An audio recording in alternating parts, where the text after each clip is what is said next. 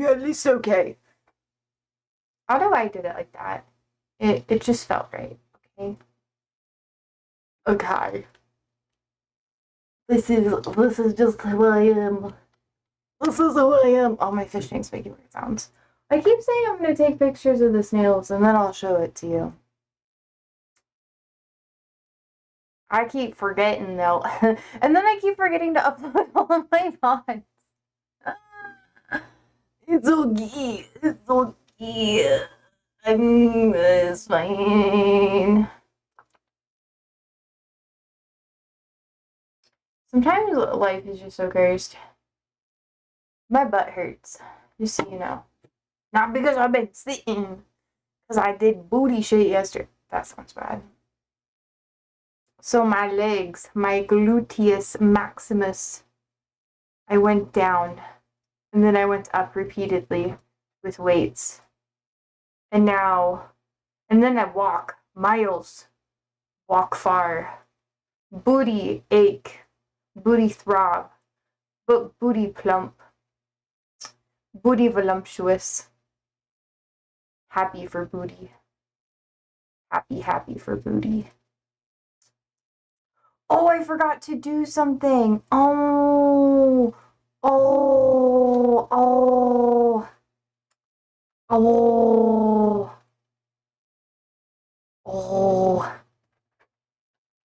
You cannot see, but you can hear me, okay? Just imagine fun things happening. You don't know what's happening right now. Who knows? Who knows, guys? I don't know. Do you know what's happening? No, it's darkness. Hello, darkness, my old friend. I come to walk with you again. Because it's winter and it's cold. I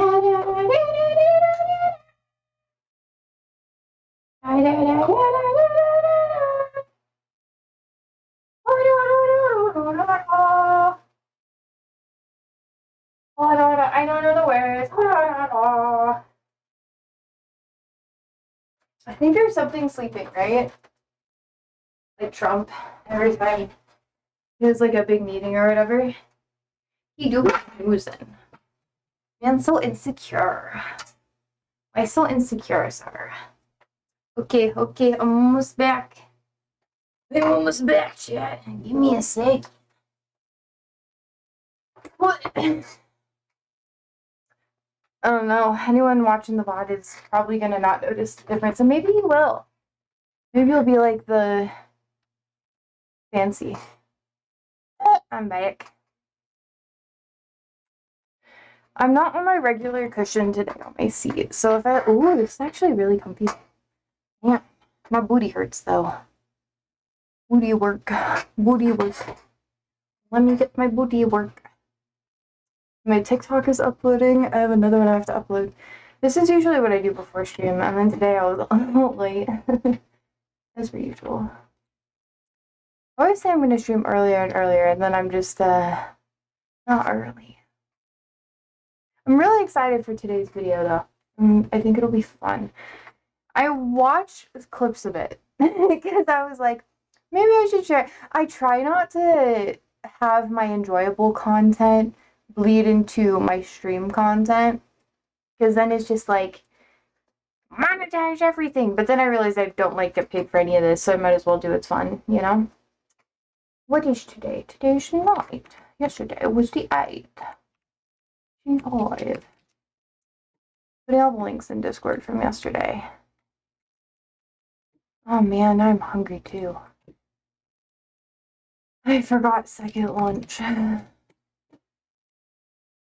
y'all are like, Jellybean, second lunch? Do you really need a second lunch? Oh my god, the Harry Potter thing is still going. I'm gonna share it in Discord though. Really share it here. I don't promote J.K. Rowling, but I do enjoy watching Harry Potter. Only because it's nostalgic for me, okay? I'm just one of those girlies. I enjoy it. Okay, let's see. I can't believe it's still going.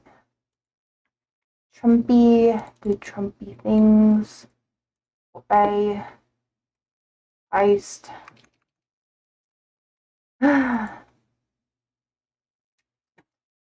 Wait, there's a California energy thing. Bada bang, bada boom. Am I allowed to, like, reference Island Man or whatever? I feel like I can say Epstein. I know it's not, like, TikTok, so I can just be, like, I can be for real. I'm for real. Never make you wanna. Wait, your daughter cry. Fuck. Hi, Chaotic. How are you? Sorry, Miss Jackson. Oh! Okay. I have more energy today because I didn't do anything that overextended my body.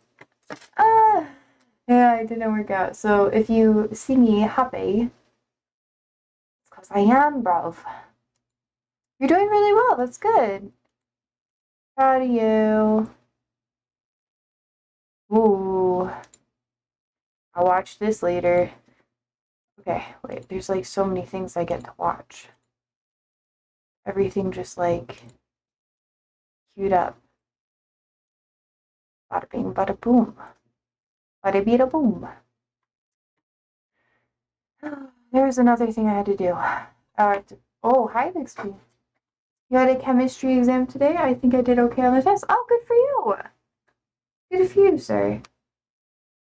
Yeah. Bixby. I hope it went well. I believe in you. One of the most annoying things is like just taking exams. I hate taking exams. It's just, I get so cranky about it.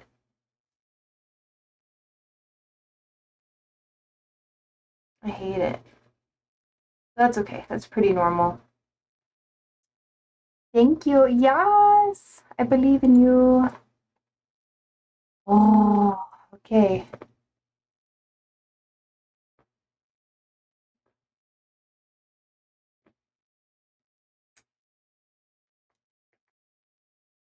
Hi, Bixby. She's clawing the heck out of my leg right now. Oh my goodness. Oh my. Hello, hello, hello. No, I hate taking exams, but I don't enjoy them either. That makes sense. Ow, Bixby. What is the... Ow. Ow. Just lay down. So, my cat, Bixby, we're putting her on a diet because she's a little rotund right now. And, I think it's okay. Proud of her. I'm just a little stressed out. I'm like my baby girl. My baby girl.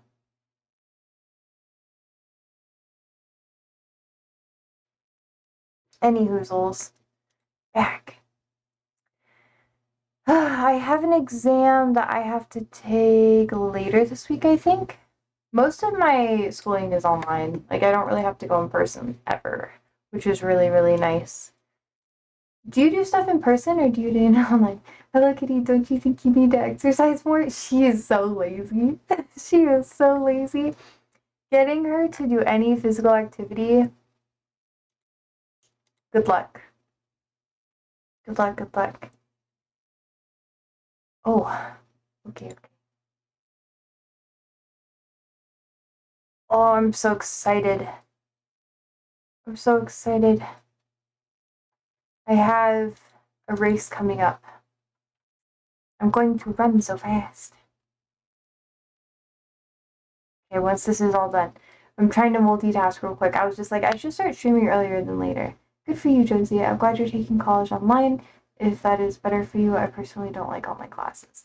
Yeah, I do better with online classes because I have attention issues and I don't have ADHD medication. So, with all the stuff I'm doing right now, one is cheaper to do online classes, at least for me, because I don't have to pay for transportation and like do all of that crazy stuff. And then I can uh I can kind of do it in my own time instead of having to do it at a specific time every week, which for some people that's more helpful for them. For me, it's a lot harder.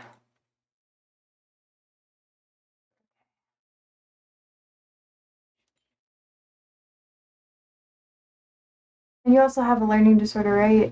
You mentioned dyslexia. Yeah. Dyslexia isn't really as rough for me personally. It's like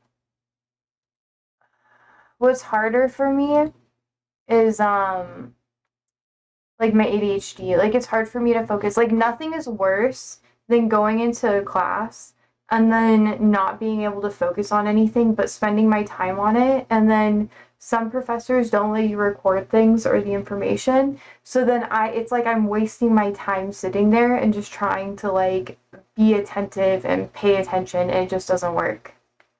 My cousin has dyslexia and it makes school harder for him. Yeah. Because I'm good at listening. That's why like things I listen to, I retain a lot better. So I'll just kind of like I can listen to lectures really well, and I can do that sort of thing. Like I don't struggle with that. Um, what I do struggle with is like my ADHD. Like if there are days where I just cannot focus on anything really well, and I can grind things out, I can do my routine, but I don't do it well. And it'll be like that for a couple of days at a time. And if I push myself too hard, I don't have like a breakdown and get like aggressive or anything. I just kind of shut down. And then I do the things, but I don't do any of it well. And then yeah, it's just not fun. I hate it. But also, thank you for the follow, Ethan. I appreciate it. But yeah, it's just the most annoying thing, and I feel so bad about it because I want to be good at it and I strive really hard to be good at it. I just can't. Like my brain just stops functioning. Yes. I have a friend named Ethan. So I was like, oh man, maybe it's like Ethan. And I was like, oh damn, probably not though. Probably not. Okay, that'll be for later. I don't know if anyone else like if any of you guys have ADHD, but that's like the worst part. And that stuff only happens to me like if I have a lot of schedule changes or yeah. And this, how much money do you make to be able to have numerous animal tanks? I only have two. I have two fish tanks, and there's no fish in them, and cat trees. This was a gift from a chatter, George, and a lot of the background stuff. The rug that I have here, I've had that for a really long time. Hi, George.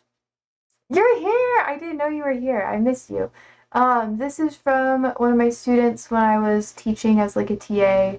My chalkboard I've had for a long time. All the plants though. I work with plants sometimes. Yeah, so I got them for like a really good discount. Like each one of these really big ones I got for $10. Students, you look about 22, 23. I'm 26. Yeah. Yeah. And I had to take a break from it because it doesn't fit with my work schedule. But it was so fun. I was teaching ESL. It's one of my favorite things. I used to want to be like a teacher, but working with like young people, like children is really hard. And I'm still in school. So yeah. You look like you've just decided to start teaching. You look that young. I know, I know. Thank you, thank you, thank you. I get that a lot. I think it's because I have a round face.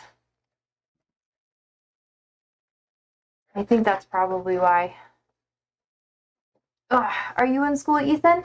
That's what Chaotic and I were just talking about. School, education, and stuff. Am I what? In school?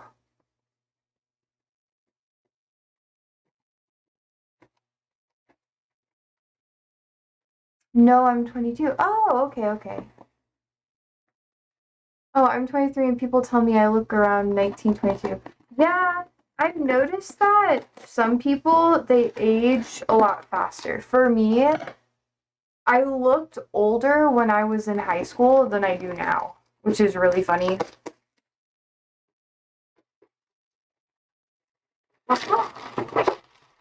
Yes. Okay. Ethan says, I've always been told since I was a kid I have a baby face. That's fair. I feel like having a baby face is good though.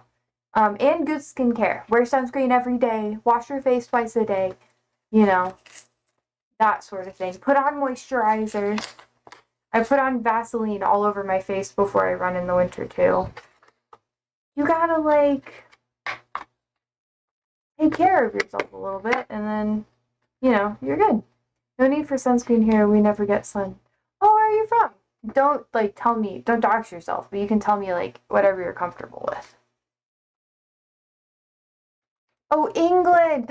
We have another Englishman! Yo! I don't know why the English are always in here. No offense. We have a lot of that. We're gonna talk about one of the princes who got in trouble. Is it a prince? I don't know. The one who is friends with Epstein or whatever. A little bit. A little. It shall be fun. I'm so excited. It's gonna be a Rotten Mango video. I should get it queued up actually, so I don't forget. You'll meet. Do you like football? If you like football, you're gonna get along well here with everyone. Cause everyone's like, get involved in football, Jeff. Yo, I love it. And then everyone's like a United fan. You can't stand football. Other British person here is from Manchester vibes. Damn. Well, there's a lot of United conversations here. And then I sit here and I'm like, yeah, I'm learning. I played a bit of football when I was younger, but I was not that good. I have no interest in watching 20 sweaty men chase a leather ball. I personally have no complaints, although it's not bloody enough. That's my issue. I like hockey because they but that's because I'm from America. I don't like football, American football, because it's just watching people get a lot of CTE, and that's just not as vibey. But that's okay. Oh yeah, let's see. YouTube. That's what I was going for. YouTube.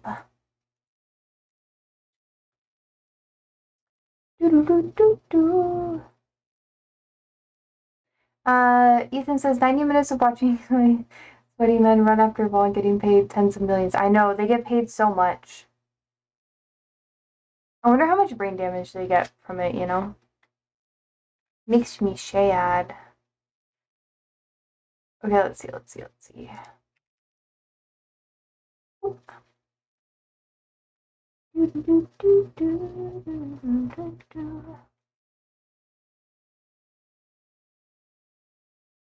That's not the. Oh, this is 2 hours long. Hey, yo. I was maybe we'll play some Hollow Knight. But maybe not. I think we might just watch that. I'm okay with it. I think it's kind of interesting. Not gonna lie. I like it. A little bit. If I have to watch people do anything, personally, I think it's better than watching people play cricket.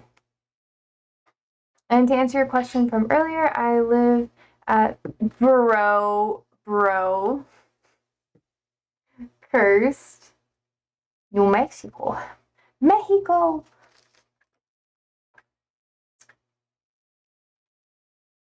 There we go. All right.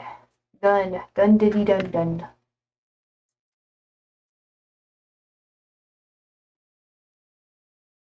I'm in fact a bald man who makes meth. I was like, is this gonna go there? It did. It's a friend called Jesse. Yes. Okay, we have two options for videos, right? We have the Epstein survivors memoir names politicians linked to Epstein's list, or we have Epstein emails get released and internet believes Trump and Bill Clinton had an affair.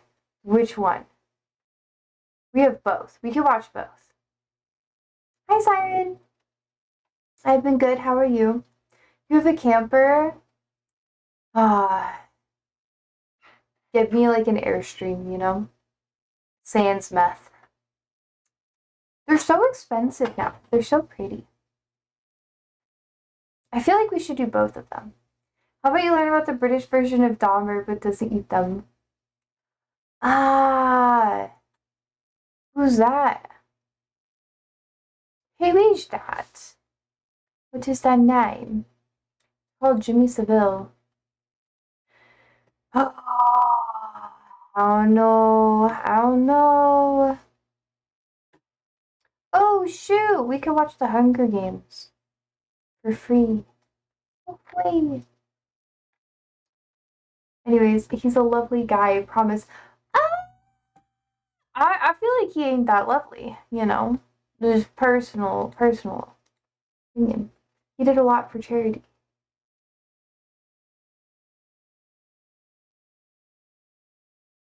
Bro, chill.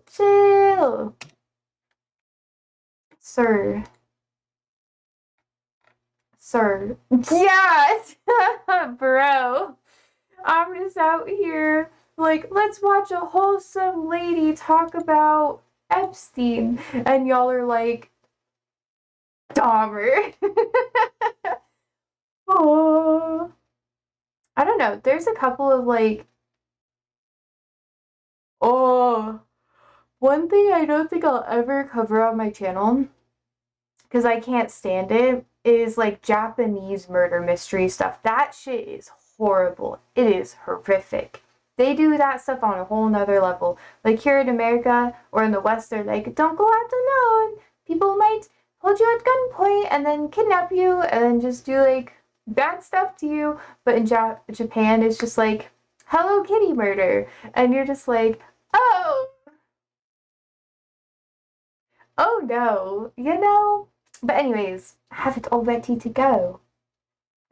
Oh, yum, yum, yum, yum, yum, yum. Make myself smaller. I am not the main attraction here. Here we go. Are you guys ready?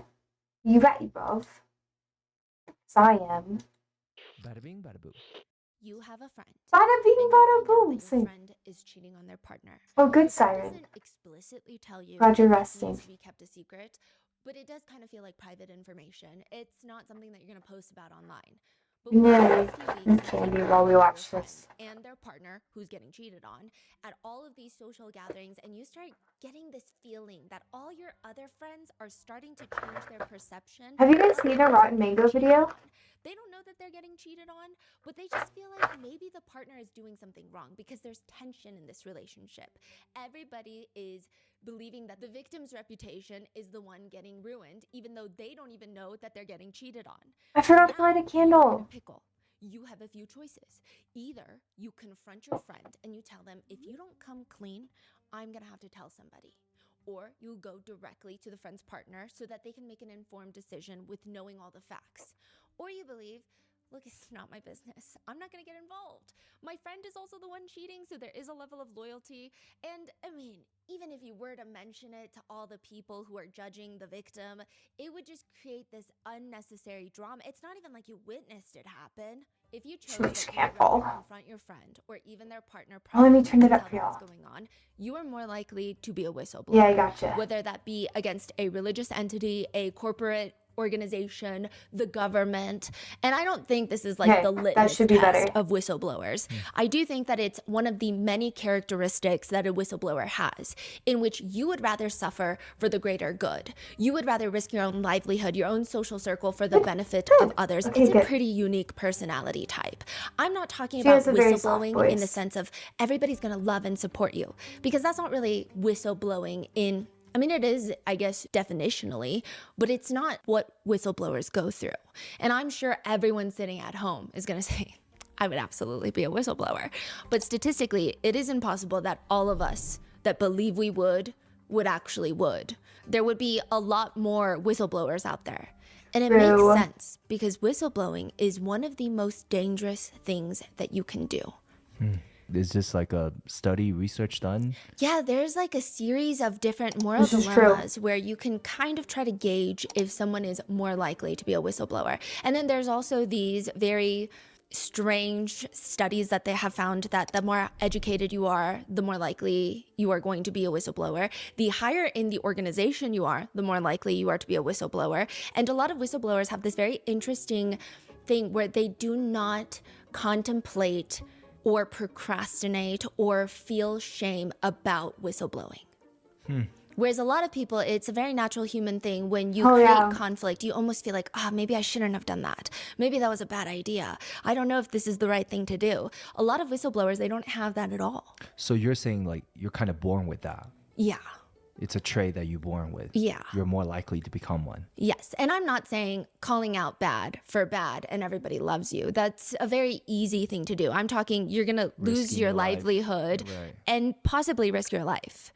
Because there is this common misconception that truth is going to set you free. If you ask someone bad, they're going to tell you that the truth does not set you free. It sends you to prison, so shut up and lawyer up.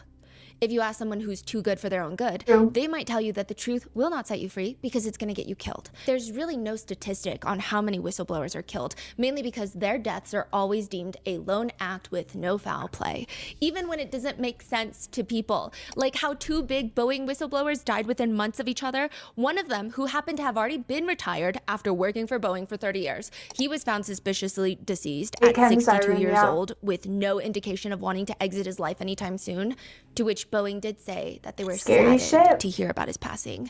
People are showing red flags. Then a few months after that, another Boeing whistleblower is found dead from a bacterial infection. Interestingly enough, this whistleblower, Joshua Dean, he was known by everyone to be a health nut. He worked out and watched his diet with a meticulous attention to detail. He was so considerate of every small change in his body, and he suddenly contracts influenza B, pneumonia, and MRSA staph infection all at once, which we tried researching it, and the odds of catching all 3 at once is extremely rare. Co-infections can occur, but all 3? I mean, there seems to be only scattered reports of these triple infections. You have to be really careful. Which led to people on social media writing, there's a time the to new speak leading and cause there's of a time death not is to. being a Boeing whistleblower. It's an obvious exaggeration, but this isn't new. One of the most controversial cases in whistleblowing history is actually Karen Silkwood. She was working for this huge company operating nuclear factories. She gets out of a union meeting at a cafe. She's got a folder, a spiral notebook, a binder filled with documents. She tells another union worker she's gonna blow the lid on what the company has been doing. There were constantly leaking pipes. The protective gear is not adequate. Radioactive materials were, according to Karen, not being properly secured. But the biggest part is Karen claims that there were between 20 to 30 kilograms or 44 to 66 pounds of plutonium that had been misplaced. That's enough to make 3 to 4 nuclear bombs. People theorize that there was a plutonium smuggling ring in the plant. They were also just like dumping contaminated water into a river in Oklahoma that was known to be used for swimming, fishing, and drinking. And it's very bad. And on the way with these documents to the reporter, Karen gets into a 1-car accident and passes away.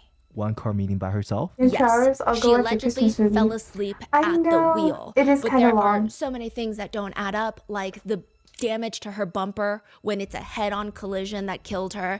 A lot of other things, like the fact that there are grit marks on her steering wheel that almost indicate that she was holding on for dear life and not asleep at the wheel, like the authorities claim. The police that found her at the scene, they work for the company when they're off duty as security guards. What? But more suspiciously is the fact that all of those documents that she had just showed a fellow union worker at the cafe, they are gone. When was this? This was like 50 years ago. This was one of the first big cases of, I don't think the whistleblower died accidentally. Her case is thick, very thick. I mean, there's a lot to unpack there, but it's been debated for half a century whether or not she was killed or it was an accident. Just like how it's being debated whether or not the Boeing whistleblowers were killed or if they self-exited or naturally caught 3 infections at once. But does that really mean every time a whistleblower passes that it's a self-exit, as authorities and major corporations claim? What if a lot of powerful people want someone dead? Does that factor into the investigation? Virginia Giuffre, one of Epstein's victims, but also an advocate and a survivor who had been taking Epstein and Ghislaine Maxwell down, along with Prince Andrew. She is the one in that very famous picture of Prince Andrew and Ghislaine Maxwell. There is 17-year-old Virginia Giuffre with Prince Andrew's hand creepily around her waist. That is her. March 2025 of this year, Virginia Giuffre gets into a really bad car accident.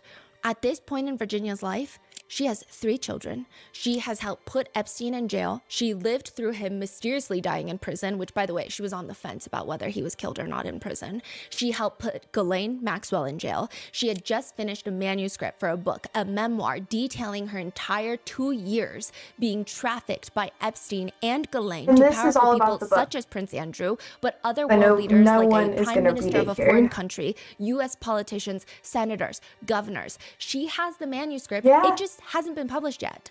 It won't be published until she's dead. Virginia Giuffre has been working with a collaborator for this book. The collaborator is not only helping with some writing aspects, but she's been adding footnotes, hiring professional fact checkers, trying to do her best to protect Virginia, but also publish a book that has all the accurate information. She says that she gets a call. Yeah, I know. 2025. So earlier this year, Virginia's in the hospital. We don't get to know, actually. The accident makes the news because even Epstein's death just seems suspicious. This accident, too, seems so suspicious. What do you mean? Virginia goes into kidney failure. The doctors originally give her 4 days to live. She states that a school bus had hit her, turning her car into a tin can. She states that when the police were called, they said that nobody was available to come to the scene, and now she's in the hospital in critical condition. A picture of her just bruised face is posted online. But it's odd because police later come out and confirm, yeah, there was an accident, but there were no injuries reported at the scene. And the picture of her in the hospital seems weird because a lot of healthcare workers are coming out and saying, why is she wearing a necklace? And the bruises, they look a few days old, and she would be hooked up to a lot of machines if she were in kidney failure. And so what does this mean? Some netizens initially believed that Virginia had faked her injuries. But why would Virginia do that? None of this makes sense. Virginia tells Amy Wallace, her collaborator for the book, very cryptically, if it's in God's hands, I'm not scared. If it's my time to go, it's my time to go, but I want the book published. Amy writes in the book, she's like, I don't know, I want you around for the rest of my life. And so they tell each other that they love each other and they hang up. The next day, April 1st, 2025. Amy Wallace and Virginia's publicist both receive an email. This is Virginia's last email to them. It reads in short, in the event of my passing, I would like to ensure that Nobody's Girl is still released. I believe it has the potential to impact many lives and foster necessary discussions about these grave injustices. That email is sent out April 1st, 2025. By the end of the month, April 25th, 2025, Virginia Giuffre will be found dead. But this is not the first time Virginia Giuffre has almost predicted her own passing, if you will. Years ago, she tweeted, I am making it publicly known that in no way, shape, or form am I wanting to self-exit. I have made this known to my therapist and my GP. If something happens to me for the sake of my family, do not let this go away and help me protect them. Too many evil people want to see me quieted. Which, yeah, sure, okay, a lot of things can change in a few years, including someone's mental state. But with the Epstein case and the Epstein files, everyone feels like a suspect. I mean, everybody has money, everybody has power, and everybody has a lot to lose if this book gets published. And it still got published.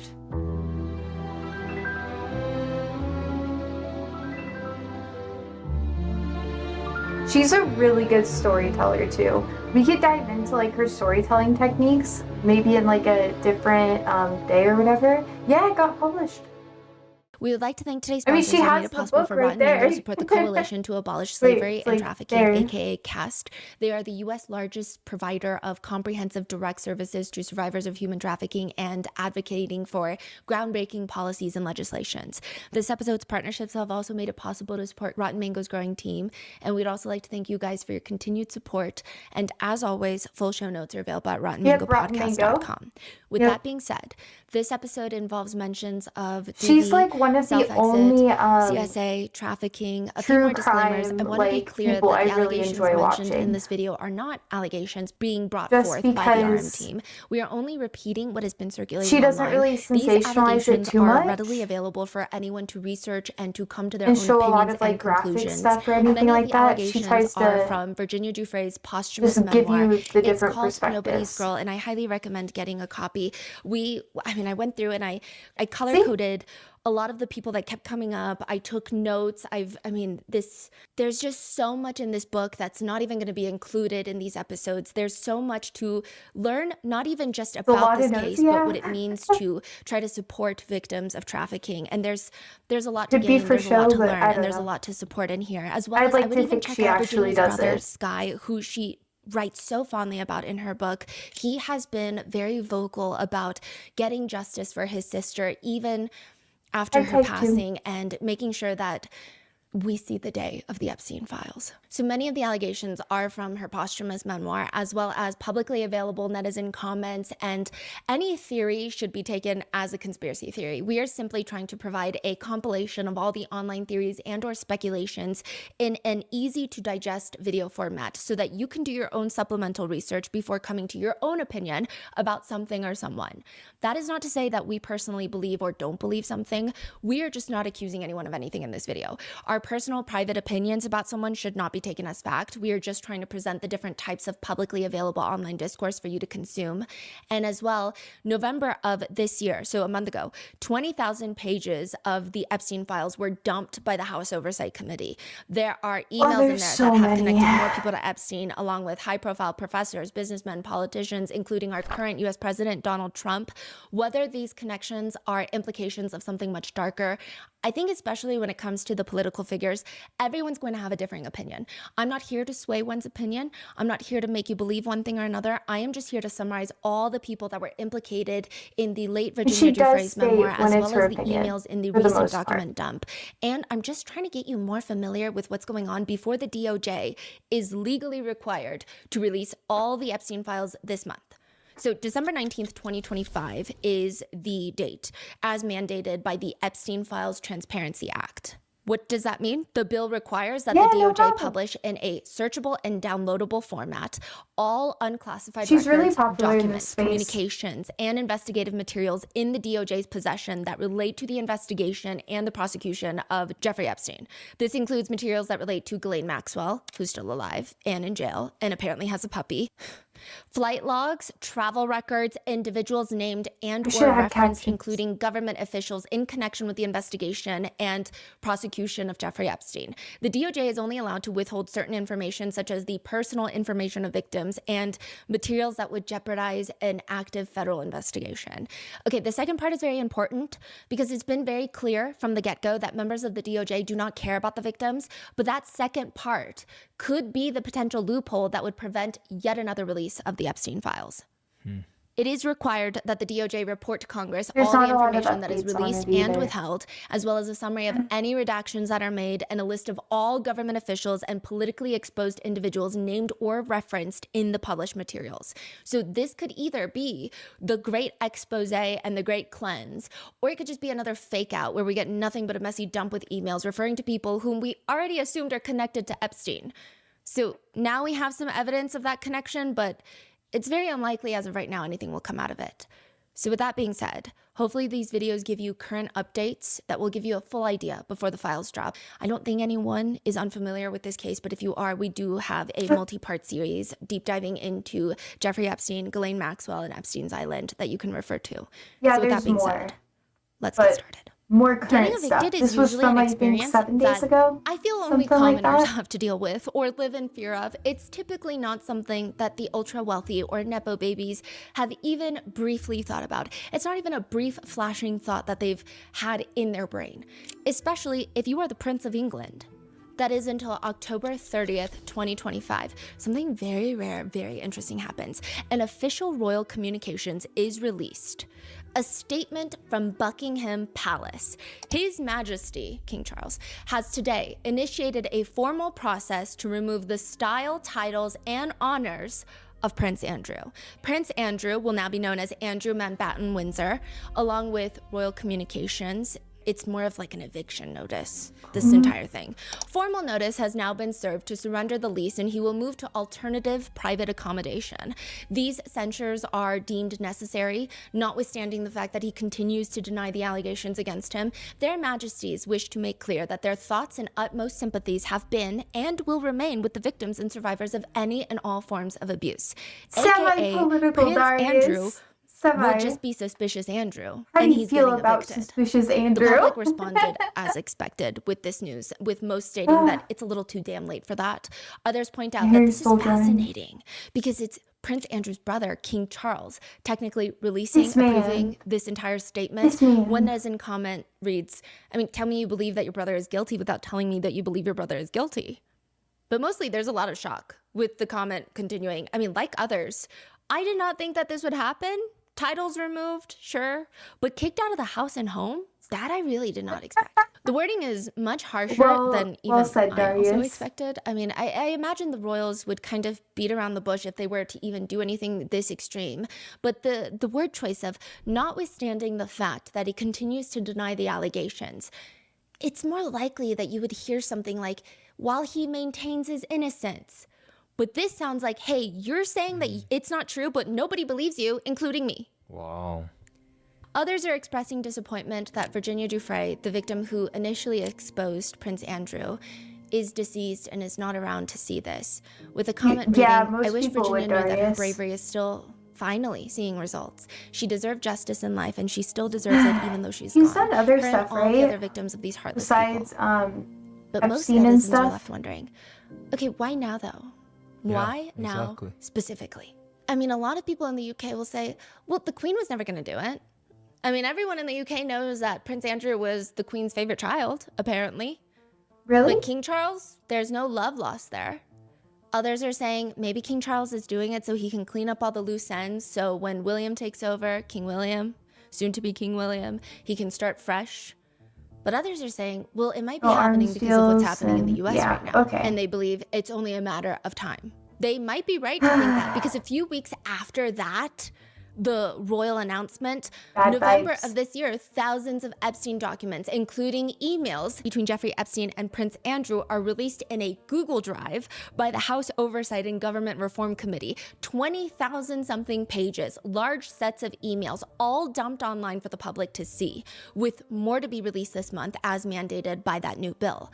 The hope being that, finally, this Epstein list will be released because I mean everybody has an idea. I mean, it's good that you guys care about pedos there.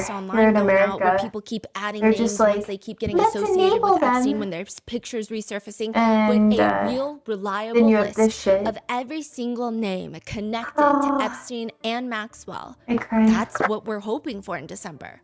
So here's a rundown of what we know so far before that release.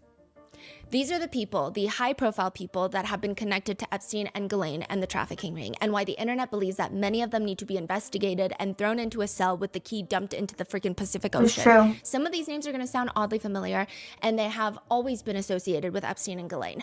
Others are going to have been loosely connected, but now with renewed interest in this case, with the Epstein files being dropped, new emails being revealed, and even Virginia Giuffre's memoir that was published posthumously. These people have been more present in the news in connection with Epstein. So consider this a guide of all the people, places, and things that you may need to know before the documents drop, and why many of these people could be someone, theoretically, hypothetically, that would want not really the a files lot to be of suppressed, justice in America, who would honestly. want Virginia to be silenced, who will probably try their best to make sure we never know what happened. It's better to put a name and face to these people rather than say, hey, they're making sure they never get justice. So exactly which rich and powerful people are we talking about? Like I said, we've already done a multi-part series on Epstein and Ghislaine where we did talk a lot about Virginia Giuffre, but just a quick refresher, Virginia Giuffre spent more than 2 years traveling with Epstein and Ghislaine. She was one of the most high-profile survivors, considering she has been very outspoken against Prince Andrew. She has been very passionate for advocating for the end of trafficking and for exposing the elite for what they've done. She's also spent a great deal of time at Epstein's Island, and she says in her book, quote, I knew their cruel habits and those of the men to whom they trafficked me. I saw these men. I endured them up close. She says that she recalls being trafficked to, quote, the former depends governor on the of a state, Western though. state, a respected U.S. senator, and so many scientists.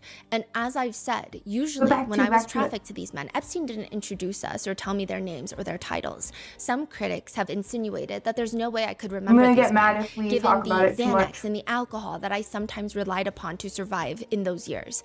But to them, I simply say this. When a man has been on top of you, his face just inches from your own, you remember him. You may not remember the exact day, date, or time that the man abused you, but his face stays in your mind even when you wish it wouldn't. She writes, seeking to silence me, my powerful enemies have threatened to bankrupt me and even to have me killed. I haven't stopped talking. When I was a sex slave, I had no say. I promised myself that I will never have no say again. These are the main people that she has named in her book that she states she has been trafficked to. I remember when I worked in retail, we were told repeatedly through training that we were to never assume one's familial relation to the person that they walk in with. That is the very professional way of saying, hey, don't assume that the man is the dad and the girl is the daughter because they could be dating.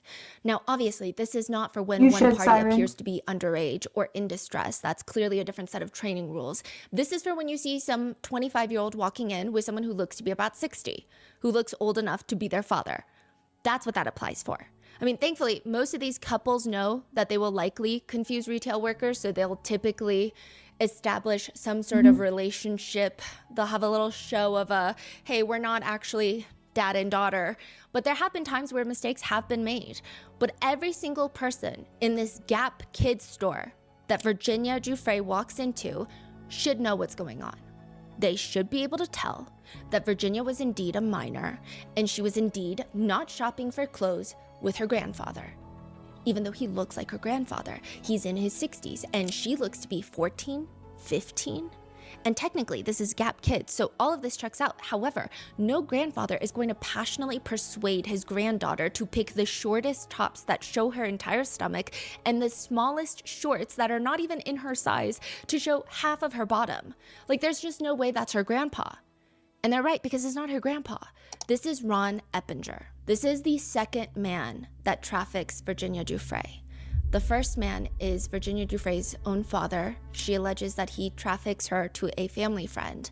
And the third being Jeffrey Epstein and Ghislaine Maxwell. Ronald Eppinger is the founder of Perfect 10 modeling agency, which I don't foresee any of this sounding like a life-altering revelation, but Perfect 10 was not a legitimate modeling agency. Though if you were to briefly look into it, it might look like one because they do have professional stylized photo shoots, collaborations with brands. They have models who would be hired to walk runways. But that's not the purpose of the agency. This is a highly predatory, highly profitable business structure in which Ron Eppinger would go hunt down young women from Eastern Europe, bring them to Florida, and run a $1,000 a night escort service. I'm going to try to not get too mad as we watch this, honestly. He usually preyed on European children until he meets Virginia. Virginia had just run away from Growing Together, which we'll get to more later, but it's essentially just another predatory facility that helps parents kidnap their own kids to stick them in this facility to make them more obedient, more teachable, more moldable, more whatever adjective parents want to pay for. It's obviously not a great place with assault, violence, SA being heavily present, and even just the psychological torture. Virginia says they would force the girls that are 13 to maybe 17 years old to stand in front of a mirror and passionately berate themselves at the top of their lungs. She says that they were forced to scream at their own reflections, I am a whore, a slut, a druggie, while staring into their own eyes. I mean, it's basically a torture prison. They even have a solitary confinement cell. I mean, it's a sick experiment. Virginia recalls that every Wednesday they would have nasty mushroom soup. You're forced to eat everything on your plate every day, even if you hate it. Virginia hates mushroom soup, or at least she hates this variation of it. And most Wednesdays, she would be able to push through, but one particular Wednesday, she feels like she needs to throw up.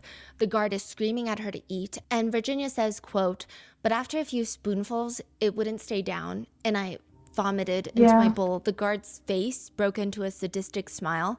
No problem, she said. Now eat until that bowl is empty.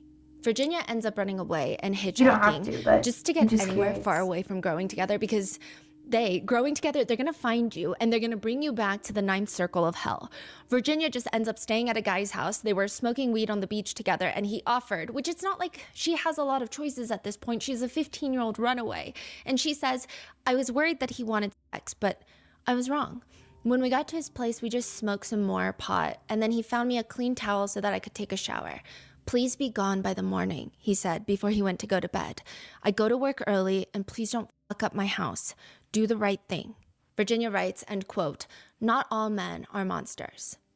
The next person that she ends up hitchhiking with he is a man who appears to be a construction worker. He claims that he's going to the same place that she's going, but when she looks up, he's driven to a parking lot of a motel, and he tells her, come upstairs with me. It's only going to take a second. I owe somebody money. I need to pay them back. She follows him up, and immediately when he closes the door to the motel room, it's too late. He pulls out a gun, jams it into her mouth, and essays her.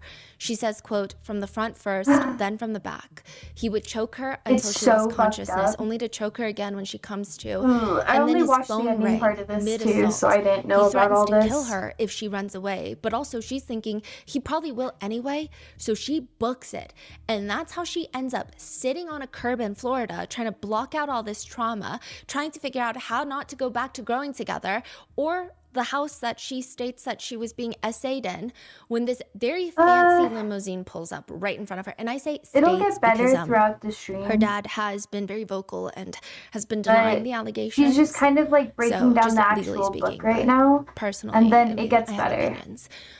And this is also why I'm talking through it, because it's like, window rolls down and it's this old wrinkly it's really man. rough. He's balding and he's eyeing her up and down. Oh, you poor baby. Virginia looks inside, and next to this like, old balding man, there's there's this very America, young girl honestly. who looks about Virginia's age in this very short red dress, and she's staring and she's smiling at her, and they seem kind of friendly. The man sounds a like lot of her a other grandpa. stuff Come in here is so we can take care of you. a little bit different. Ron Eppinger tries to get but Virginia this is the to whole trust story him by way of sympathy. I know, Textbook, Darius. I am a get sad, it. vulnerable old man. How could I ever harm someone I don't know when if I'm I'm so going to be fragile able to watch the whole myself? thing. He I tells might her, have I to had have a that daughter too. once, Susan Marie. She died when she was 15. She was in a truck. The driver the fell whole asleep book. and crashed into a utility pole in Pompano Beach. I've never gotten over it, you know? I might Virginia skip says in her ahead a book, bit too. and for that moment, I feel sorry for him. That's when he reaches for me and strokes my hair. If you want, I can be your new daddy. It's so Dean sad. and others that consistently reference Donald Trump.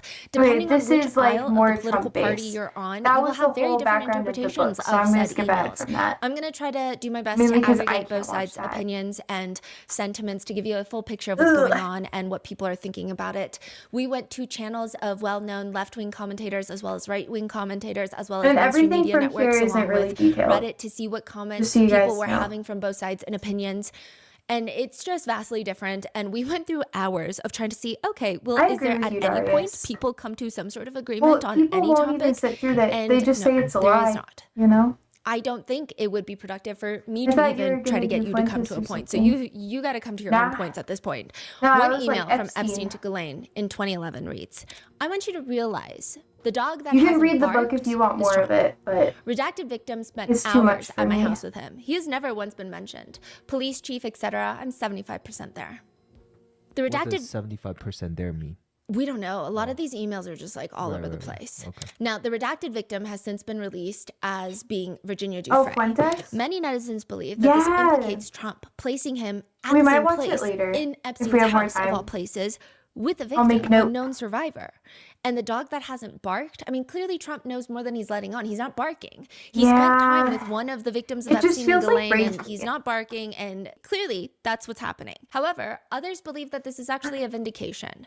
They state that Virginia has Fuentes never come being, out to like, state that Trump was an validated abuser by or people one of like the men that Tucker she was trafficked to. Carlson And just notably, really in grosses me her out, recent too. posthumously published book, she I writes hate it. relatively kind words towards Trump and meeting him. I mean, she was very vague, but it wasn't over the top, but it wasn't, I guess, bad. To which others argue And this that, is why I well, don't she think that it's mentions that she was gonna abused cause by as many other huge issues. politicians and wealthy businessmen whom she will not name due to her own safety. This book is published while Trump is the rotten president mango, of the United JK. States. So maybe, yeah, no matter how goofy American politics seems to be, which it is, we're a mess over here, the president of the United States is still one of the highest powers in the world, which leads some to argue that it would make sense that she would not badmouth Trump in her book, accuse him in her book. It's just not going to end up well for her. I'm kind of To neutral accuse the about it, sitting honestly. president. But others argue, well, she could, because others have done it before. A lot of people have actually accused this specific sitting president of lots of heinous things. So it's just, there's no end to the back and forth. And we've spent hours going in these soon-to-be fistfights in the comment sections, and it's just widely unproductive. Nobody's convincing anyone to come to the other side. So, you know. In another email that is sent to Michael Wolff, keep Michael Wolff in mind for later. He is under a lot of fire. More on him later, but he is a reporter who served as an advisor of sorts for Epstein on how to handle Trump, who was going to run for office at that point. So this is during his first presidential run, which turned out to be successful in terms of he became the president, right? That was when he was first elected as president. This email is from 2015. So he had already announced that he was going to run in 2016. And it reads, from Wolff to Epstein, I think you should let him hang Since himself. we skipped ahead from all like the really gross details, we'll probably have time to watch it after this. Or to the House. That gives you valuable PR and political currency. So some netizens interpret this as saying, Trump has probably been to the House in the plane, which Epstein might have proof of. But if Trump goes out and says, hey, I haven't been to the House, hey, I haven't been to the plane, then Jeffrey Epstein suddenly has this political currency of like, I can expose you for lying. Other netizens have interpreted this as Trump has not been to the House or the plane. Yeah, no, there's something gross after Michael that. Wolff says you can hang him in a way that potentially generates positive benefit for you. Or if it really looks like you could save him. So that would mean probably Epstein coming out and saying, Trump has never done anything weird. But it's just kind of a teaser of the book. You could save him, generating a debt, of course. It is possible that when asked, he will say, Jeffrey is a great guy and has gotten a raw deal and is a victim of political correctness, which is going to be outlawed in a Trump regime. Do with that what you will. That's in 2016 during Trump's first run for office, in which he was successful. But in a 2019 email before his second run, which was unsuccessful, so January 31st, 2019, this is actually 6 months before Epstein is arrested. Epstein emails Wolff, victim, Mar-a-Lago. So it's like redacted. And it says, Trump said he asked me to resign. Never a member, ever. And I do want to preface, Jeffrey Epstein's grammar, his punctuation, his spelling. If he weren't already dead, I think an English teacher would want to kill him. Bruh. Never a member ever. Of course, he knew about the girls as he asked Ghislaine to stop. So some netizens have interpreted this as he knew Ghislaine was what? Recruiting underage employees of Mar-a-Lago to come get trafficked? If that's the case, why didn't he stop it or go to the authorities, considering if anybody had the power at that time to stop Epstein and Ghislaine, it would have been Trump, because of how powerful he is and how wealthy he is. And also, if Ghislaine is a member at Mar-a-Lago, to be the owner of Mar-a-Lago, it's a very different standing. It's a different social standing. But others are saying, well, he asked her to stop, but maybe he didn't know what was going on. And like, see, he asked her to stop, so like maybe he's a good person. Additionally, the whole back and forth gets trickier when you factor in the birthday cards from Trump to Epstein. And there's going to be a lot more on that later. White House press secretary states that the president did not write the birthday card to Epstein. But it's important to know it. A lot of people have compared his signature on... I mean, the president's signature is literally everywhere. Every U.S. president's signature is everywhere. They sign everything all the time. I mean, a lot of people say it looks the same. But the White House press secretary says he did not sign the letter. And that is basically why the president is going to sue the Wall Street Journal. More on that later. But the White House press secretary, Caroline Leavitt, continues. The unnamed victim. So there was this whole thing. The Democrats, they released these emails, a lot of them. And the one where it says like redacted victim and Trump spent hours at Epstein's house together.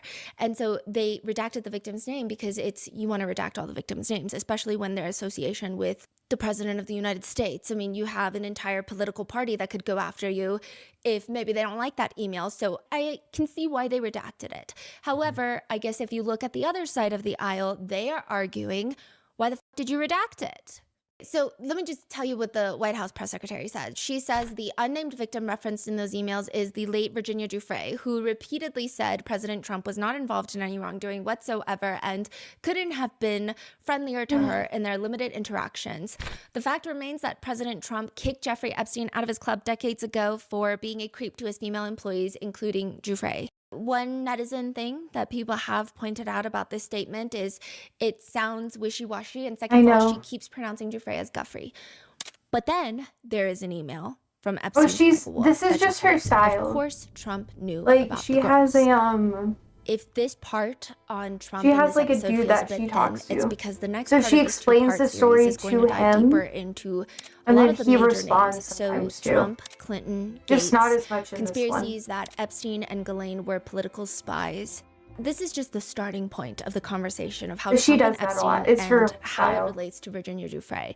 There's going to be a lot more that is going to lead to the memes of Donald Trump and Bill Clinton having a salacious alleged affair that has now become a meme, with people memeing Big Beautiful Bill and people calling POTUS Throatus.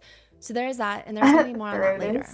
But so far, that is what Virginia Giuffre writes in her book about Trump, because I do see a lot of people referencing the statement. And No, the male voice, he is part of the whole thing. Am I missing anything? Yeah. But that does seem to be what she wrote about him. Now, the next he's person usually under quieter fire during is a billionaire couple. Virginia writes in her book, there are other men whom I was trafficked to who have threatened me by asserting that they will use litigation to bankrupt me. One of these men's names has come up repeatedly in various court filings, and in response, he has told my lawyers that if I talk about him publicly, he will employ his vast resources to keep me in court for the rest of my life. No. So for that reason, the next person, Virginia Giuffre, only refers to this man as billionaire man number 1 and his pregnant wife. However, in her 2016 deposition, Virginia Giuffre sues Ghislaine Maxwell. And this is like, we're going to get into it in the next part, but Virginia Giuffre publicly accuses Epstein and Ghislaine. She is a monster. She's worse than Epstein. Ghislaine comes out and basically says Virginia Giuffre is a liar. So Virginia Giuffre's attorneys decide, we're going to sue you for defamation. Oh. They sue Ghislaine Maxwell for defamation, and that kickstarts a series of events which leads to both of them being deposed in a deposition where they're essentially being questioned by the opposition's attorneys. Andrew's just along for the ride, honestly. Deposition the transcripts. He shows up and he's like, hugs, and then he leaves. There's a lot in there. There's a lot of names in there. However, in that 2016 deposition where she is deposed and Ghislaine Maxwell's attorneys are grilling her, Virginia does name people by name, whereas in her book she does not. There are still some redactions in the deposition before it was released, but a lot of people have been cross-referencing the deposition and the book and trying to figure out who is who. Not allowed in here. No? I don't know anything. People think they know. Some netizens think that billionaire man number 1 and his pregnant wife is Glenn Dubin and his wife, Dr. Eva Dubin. She states specifically in her deposition, Virginia does. Well, it was in the beginning, like after my training. Glenn Dubin and Redacted were the first 2 people I was sent out to. She states that she cannot give exact dates and how old she was, but she says, I can't tell you piece by piece who, but I knew Glenn Dubin was first.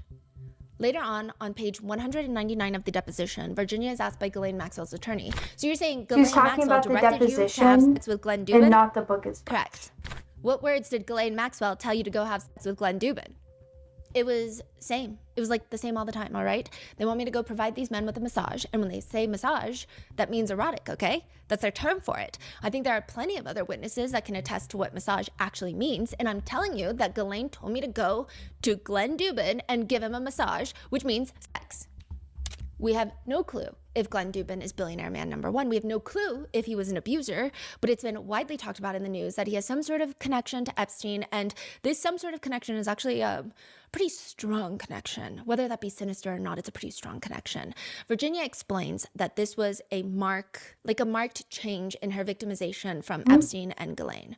She states that she went from being assaulted by just them two to now Epstein is trying to manipulate her. And he believes, he's getting her to believe that the next step in her actually training to become a massage therapist is to go work on Epstein's rich friends, be their massage therapist. For that shit. He'll just Especially have, when like, Epstein allegedly people, tells her and that the very first client is going to be a couple. I think that she probably is more inclined to believe him. It's going to be a man and his pregnant wife. That would appear like a real appropriate, legitimate massage. They're staying at the Breakers, which is an exclusive Palm Beach hotel nearby where they have private residences. Epstein was very firm on the rules. Be gentle with her, talking about the pregnant wife. Make her feel comfortable, but save most of your energy for him. He doesn't speak, he just has to perch in the corner. Perhaps he's a bigger man. Like Virginia a bird. would need to physically exert herself massaging him. Then Epstein tells her, give him whatever he wants, just like you do for me. That night, she goes to the residential area of the Breakers property. First, she goes into the bedroom to massage the pregnant woman. She doesn't really know how to give a prenatal massage. In fact, Glenn kept freaking her out by saying if you massage a pregnant woman's ankles, they can go into early labor and the baby could die. So she's barely even touching this woman. She's terrified of harming the child. Within 45 minutes, this billionaire wife tells her that she's going to go to sleep. Virginia quietly turns off the light, leaves, and out in the living room, who she refers to as billionaire number one, has thrown a rug on the floor and he's laying there, face on the floor, naked, and he's facing up actually. So Virginia starts massaging him, and it's been like 4 hours since she got here at this point. And she is believing that maybe this is a normal massage because it's been 4 hours until billionaire number one tells her to take off her clothes. This is she the last in her book. Descriptive part. I was disappointed but not surprised. We had sex and on it the doesn't floor, go and into afterward detail. He tipped me $100. As I left that night, I felt that familiar, scooped out, empty feeling. When she gets back to Epstein's house, she states that he asks her how it went with a casualness that should be alarming. Quote, I told him I had done everything that anyone required of me and that his friends seemed satisfied. He grinned, then popped a red grape in his mouth and walked back to his office. I had pleased him and I was dismissed. So why do people think that this is Glenn Dubin? Okay, it's just a guessing game at this point. I know, okay, but they get away with it because they have fucking money. Glenn Dubin is a billionaire. He is a billionaire hedge fund manager. And to make the conspiracies a bit more intense, his wife, and just think about Dr. like what we Eva don't Anderson know. Dubin, was Miss Sweden and apparently dated Epstein for years before she married Dubin in 1994. They've also reportedly invited him over for Thanksgiving dinner at their Palm Beach home after his 2008 conviction. So this is after they publicly know what he's done. It's also rumored that Epstein is the godfather to their children. Do not care, Some people go even sucks. further to think, I mean, there's some crazy conspiracies that if the Epstein person is an has Israeli something spy. that they want, they just go like, We're gonna oh, get they into it in must the be next part, but lying, Glenn you know? Dubin's wife So they don't then have wrote to do an anything email about to it. Epstein's probation officer stating that she feels 100% comfortable with Epstein And around her being minor complicit children. to it So and there's saying that. like, oh, Eva Dubin also testified not during fighting the against Lynch it is trafficking just trial as and bad stated that as, she did not witness any you know, inappropriateness or any being strange there and doing conduct the act. between It's Epstein enabling and it. any teenage girls. Yeah. I will say that aside from the first child of the Dubin family, the birth dates of the other two children, I couldn't find super reliably published birth years, but it seems to be the timelines could make sense that Eva was pregnant during that time. And Not I say every that as parent in cares though I either. believe that this happened Like some to Virginia. parents are enabling I it don't have too. a clue if it's Glenn Dubin and his wife Eva. That happens more than you think. Although I think that they are incredibly shady, but that's just a personal opinion. They've also donated $27,000 to Andrew Cuomo's mayoral run in New York City recently, which was goofy to say the least. And based off recent files being released, it is believed by netizens that in 2017, so 2 years before Epstein is arrested, the second time, 2 years before Epstein is found dead, he claims to somebody through his email that he spent Thanksgiving in 2017 with Trump and Eva Dubin and Glenn Dubin. There's lots of really the same fucked up email people in chain the world, contains Darius. Trump, Eva, and Glenn. So Not everyone that should could be a mean parent, he spent you know? Thanksgiving with Glenn Dubin and Eva Dubin as well as Donald Trump. It could mean that he didn't. It could mean nothing. If you're interested in more about the Dubin family, I would point you to a testimony from Glenn Dubin's former butler who alleges that they saw a 15-year-old girl distraught in the Dubin family home before, and that there was, it was bad, they allege. They allege it was bad. What is that? Like, she's told them allegedly that she is Epstein's personal assistant, and they were confused because they're like, you look like a child. How can you be a personal assistant for an adult? This doesn't make any sense. And there was just some weird energy. And they said, I mean, the Dubins have like 55 million homes. That's not true. That's an exaggeration. Did you know one time I got a letter because I said someone was a billionaire, and then they sent me a letter and they were like, I'm not a billionaire, by the way. And I was like, okay. So they do not have 55 million homes. They have multiple homes.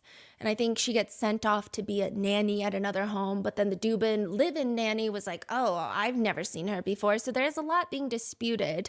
But I will say that that testimony is, if you believe it, very alarming. Very alarming.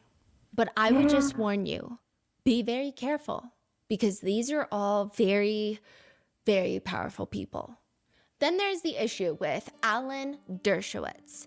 Alan Dershowitz is a Harvard professor, a criminal defense attorney for Epstein for a period of time. You may not know Alan Dershowitz. You may know Alan Dershowitz, and chances are, if it's the latter, you know him as Alan, I kept my underwear on, Dershowitz.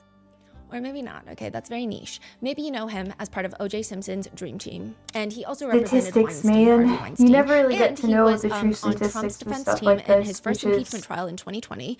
Notably, sad, Alan Dershowitz was honestly. Epstein's attorney while they negotiated his non-prosecution agreement in Florida in 2007. Not everyone Dershowitz views has it to stated be that like this is the a one case bad that thing, he which is regrets horrible. taking, the I Epstein hope case. so. He I'd has been rather it named be in smaller Virginia's than deposition, larger, where she honestly. states in 2016.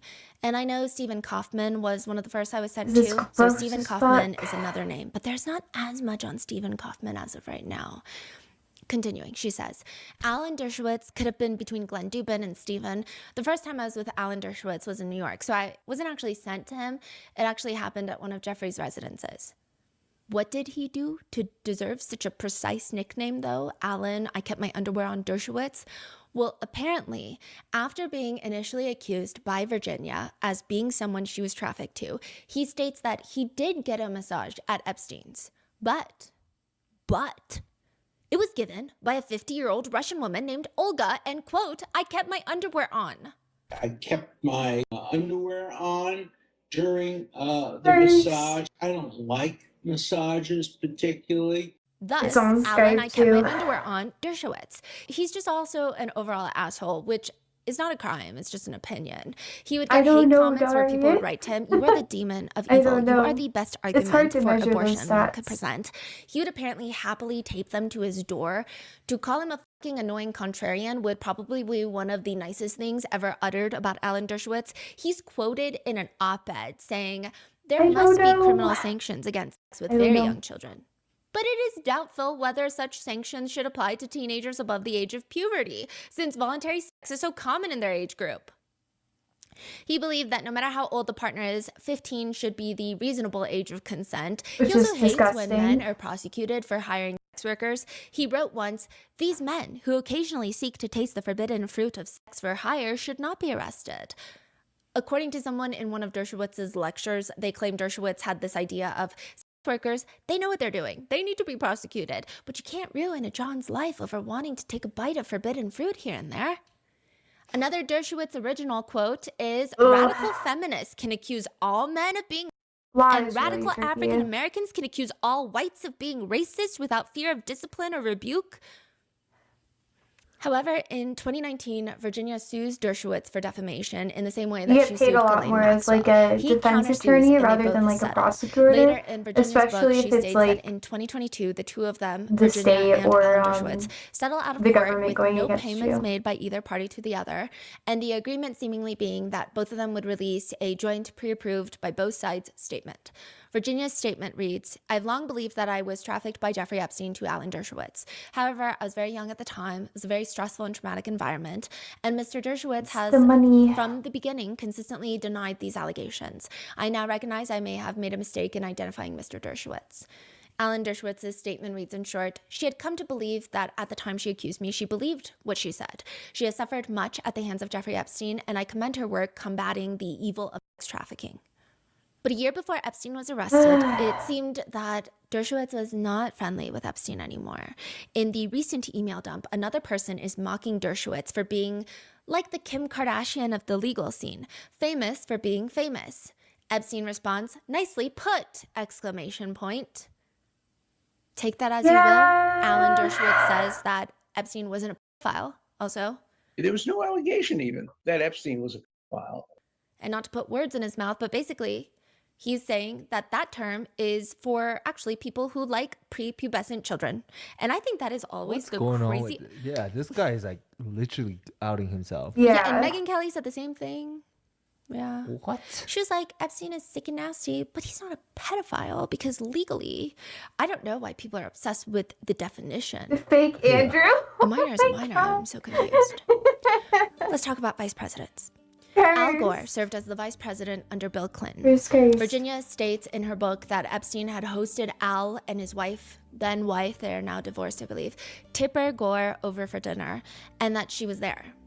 But if you go to her deposition from 2016, she's asked, tell me about the circumstances of meeting Al Gore. And she says, it's a little bit hazy at where that took place. I mean, we were going back a long time ago, but I do remember one thing about him. I believed he was a wonderful guy who loved his wife, and they spent the entire time like there was nothing else around them. It was just those two. It was a dinner table, long dinner table with people around.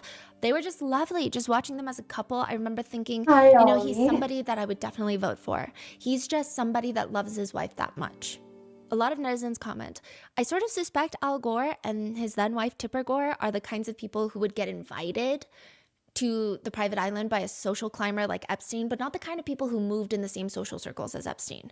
Like, they don't strike me as the kind of people who would be friends with Epstein's friends. With another netizen writing, Epstein was probably selective with who he showed what sides of the island, if that makes sense. Because you do have to remember that Epstein was a social climber. He was, but it is likely that a lot of high-profile, powerful men liked what Epstein was doing in his private life. But he could probably scope out which ones did and which ones didn't. He was fucking horrible. And so a lot of people are saying, private life. yeah, okay, maybe Al Gore was at the island, but we don't think that he was doing crazy stuff. And Virginia says that he was nothing but nice and loved his wife. However, in 2010, Al Gore is accused of making unwanted advances to a masseuse at a Portland hotel in 2006, which he was cleared of by the DA. The DA said no. With his nurse. Al Gore has also passionately denied any of these allegations, but netizens believe, if true, sounds straight out of Epstein's playbook. I don't know. Take it as you will, okay? Everybody's got a different opinion. Virginia also states in her deposition, Epstein and Ghislaine, instructed me to go to George Mitchell. George Mitchell may or may not sound familiar. He is a former U.S. Senator for the state of Maine. He was a former Senate Majority Leader. He was a special envoy for then President Bill Clinton, and then later a special envoy for the Middle East peace for then President Barack Obama. He's also 92 freaking years old right now. So I don't blame you if you don't know this man, but he also wrote a heartfelt, meaningful message for Epstein in what is now dubbed the birthday book. What? It reads in short, Dear Jeffrey, the beginning of the new year is an appropriate time to count our blessings. Among mine is your friendship. It's been more than a decade since we met by chance at an airport in Washington. During that time, you've been a good friend. I'm grateful for that and for what I hope will be many more years of your friendship. Among your blessings has been the opportunity to lead a full, exciting, and fantastically varied life. Now that you've reached a critical milestone, I hope you will intensify your activities in the widest possible range of issues, especially in the field of science where you've already done so much. With my congratulations, gratitude, and best wishes, George Mitchell. George Mitchell states that he never victimized Virginia, stating, the allegation contained in the release documents is false. I've never met, spoken with, or had contact with the alleged victim. A spokesperson later states, during the time he was flirting with younger women, Epstein's actions involving underage girls, stating that once he did, he, quote, he never had any contact with Mr. Epstein again. Virginia states in the deposition that, quote, they instructed me to go to George Mitchell. Jean-Luc Brunel, which, again, we've talked about him in previous episodes. He's a huge figure in the Epstein case. He's dead now, thank God, but please refer to those episodes. We're going to cover him briefly in the next part as well. But she states that she was sent to George Mitchell, Jean-Luc Brunel, and Bill Richardson. Bill Richardson being the former governor of New Mexico and the former U.S. ambassador for the UN and energy secretary during the Clinton administration. One of Epstein's biggest properties, Zorro Ranch, was in New Mexico. Later on page 200 of the deposition, Ghislaine's attorney asks Virginia, Ghislaine Maxwell told you to go give a massage to Bill Richardson, correct? Correct. When did Ghislaine Maxwell tell you to go give a massage to Bill Richardson? I don't know dates. When Ghislaine Maxwell used the words, go give a massage to Bill Richardson, where were you? Virginia's like, I can't tell you where we were. I know that I was sent to, I don't know where we were when she told me to do that. He's on the throne with 14-year-olds surrounding him. What a fucking creep. I know. Where exactly where she was, she doesn't know. Where we were sent to. New Mexico. Bill Richardson's spokesperson has stated, these allegations and inferences are completely false. To be clear, in Governor Richardson's limited interactions with Mr. Epstein, he never saw him in the presence of young or underage girls. Governor Richardson has never met Mr. Frey, and that is not the only governor with ties to Epstein. It's actually far from the only governor. Thomas Pritzker is part of a very wealthy family. He's not a governor, but his cousin is. The current Illinois governor, J.B. Pritzker, who has been associated with Epstein, he vehemently denies the association. I do think that Governor J.B. Pritzker's association with Epstein is, I couldn't find a lot on it. So he's like, I've never had contact with Epstein. As for my cousin Thomas, I barely talked to that guy. Thomas Pritzker is not the governor, but he is the executive chairman of Hyatt Hotels. Wow.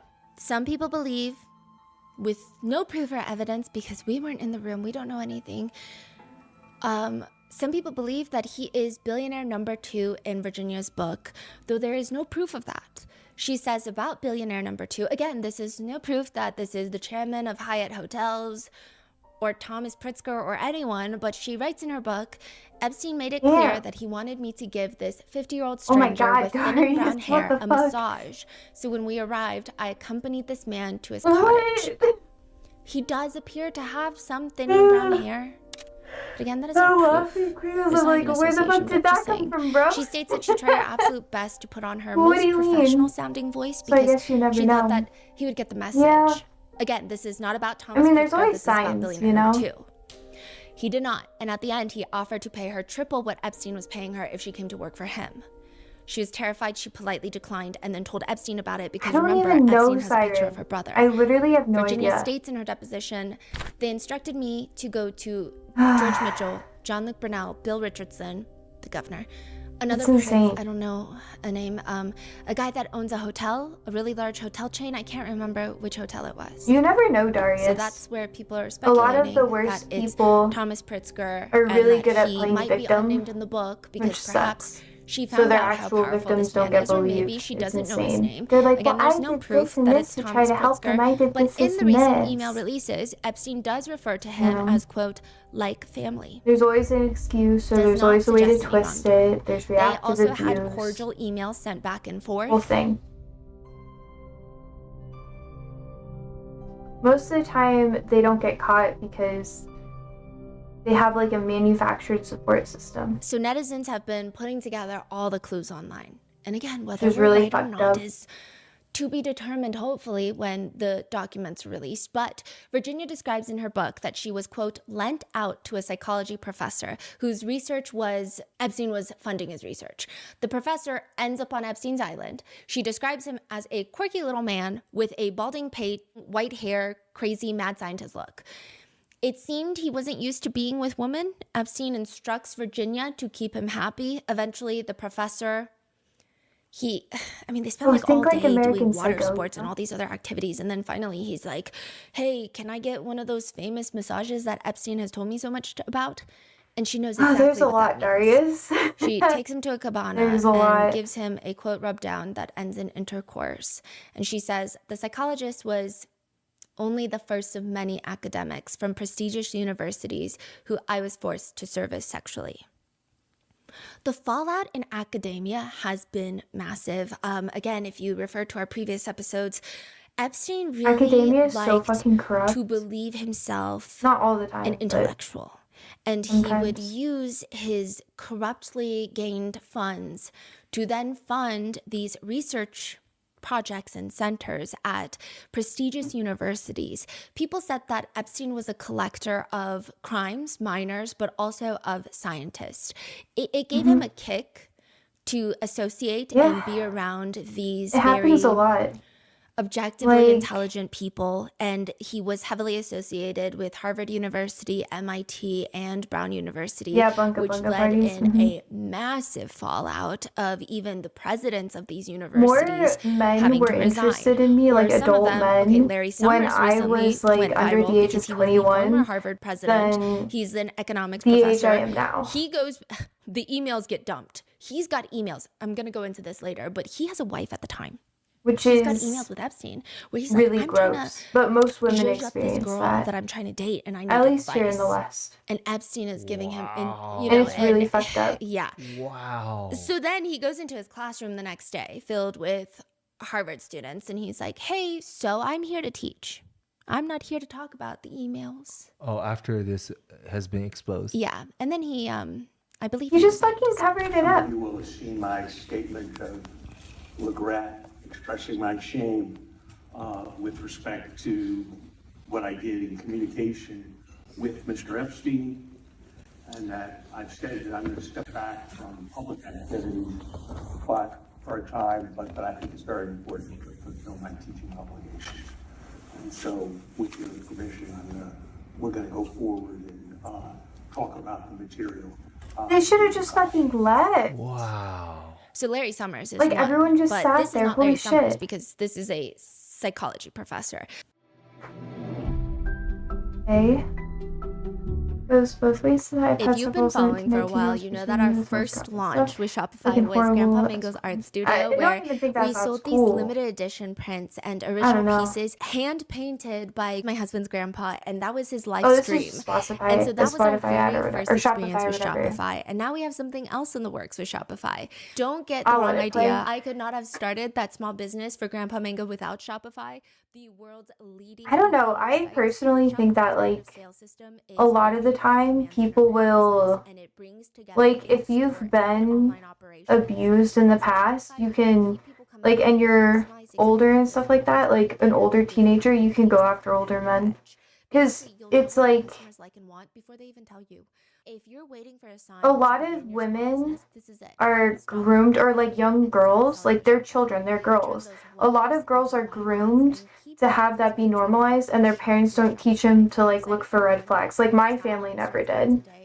I didn't have anyone like sit me down and like explain, here are the red flags, here are the things you could look for. And I was put in a lot of really bad situations because of it. And I was lucky that the women I was around outside of my family were protecting me, but it was not something that happened in like my actual life. And it can go really south really fast too. By Anyways. a journalist who told her, if you fictionalize a lot of things, then you can't be sued. Daria says, you guys, it sounds cool. It's really So scary. then she kind of fictionalized a few things in the manuscript. It I was thought they never were gonna tell lies published, about but a me lot and of attorneys that are that's against why I don't think it's cool. victims, Because like they've been using it as like, well, you having a lied minor enough. pursue you is How like do we know you didn't lie terrifying. and everything else? God Because it's forbid just- anyone write a novel once in a Just while. when Like they're it doesn't make any children. sense. But in And that then you just feel manuscript, bad for them. she does name him as Stephen. It's kind of sad. And so with that, netizens put together that it and I was may a or may lifeguard, not, so I had like may or may little, not be Steven Pinker. you know, it's just people She like says Steven was a romanticize quirky like little man the with hot white hair girl and a mad lifeguard or scientific mind. whatever, and then it's just like Steven Pinker is also a Harvard professor, you like are Larry like a Summers, baby. and he is someone who had previously rallied Please against stop. cancel culture, and then he started blocking anyone who mentions Epstein in his mentions. So okay. Wow. He has Oh, no yeah. He But I says that he actually has no accept him. association with Yes, Epstein, because apparently other than it's quote, unbelievable in the other gay than community. third parties Yeah. who have invited us to some of the Happens same in events. a lot of different He also communities. states, that is not me. I've never set foot on Epstein's island nor any of his other residences. This is not to say that Giuffre's accusations are true, just that they are not about me. Damn. We don't know if Steven Pinker is I'm not associated with surprised. Epstein in any sort of sinister way, and there is no proof that he is the psychology Predators professor are described in predators. Virginia's It book. doesn't matter your But that's just the sexuality, but in the gay Then community, we it's have really Marvin normalized. Minsky. Like He is a prominent MIT cognitive and happened to a computer lot of my gay scientist. He helped friends. co-found the AI They had their division, awakening like the with AI someone that research was like center 20, at 30 years MIT. older than them. He's also Like dead. 10 years is He where died I in capped it off. 2016. Yeah, Virginia Recently. states in her 2016 deposition, they And I'm like instructed in me my to go to George mid-20s right Mitchell, now, John Luke literally. Brunel, Bill Richardson, another prince, I don't know his name, a guy that owns a hotel, a really large hotel chain, I can't remember which hotel it was, and Marvin Minsky. There was just a whole bunch of them that it's just hard for me to remember all of them, you know? It's I was rough. told to do something by these people constantly, my whole life revolved around just pleasing these men and keeping Ghislaine and Jeffrey happy, and their whole entire lives revolved around sex. They call massages sex, they call modeling sex. Virginia's asked, where did you go to have sex with Marvin Minsky? I believe it was the U.S. Virgin Island, Jeffrey Epstein's island in the U.S. Virgin Islands, Epstein Island, which Virginia's attorneys later check records. And in 2002, while Virginia is being trafficked by Epstein, sure enough, Epstein and Minsky hosted a gathering with prominent figures in AI on the island. That's not to say definitively that that is evidence that she was Barely trafficked to events anymore. Minsky, It's sad. but there is a connection there. Virginia states transparently, this could have been when I was trafficked to him for the first time. I'm not sure of the date. What I do know is that Minsky was in his 70s then, precisely 56 years older than me. We shared a birthday, and I remember what happened. Wow.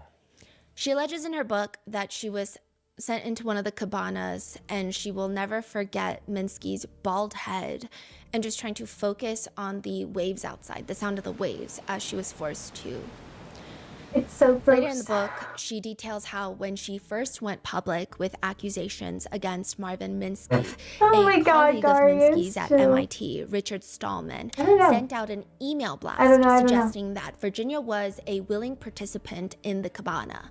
According to Virginia, he wrote, quote, "We can imagine many scenarios, but the most plausible scenario is that she presented herself to him as entirely willing." I don't think he'd want to watch But according this, to NPR, honestly. this is also the type of guy that writes, He was "I'm here earlier, skeptical of the claim that voluntary pedophilia harms children." The argument that it causes harm seems to be based on cases which aren't voluntary, which are then stretched by parents who are horrified that their little baby is maturing.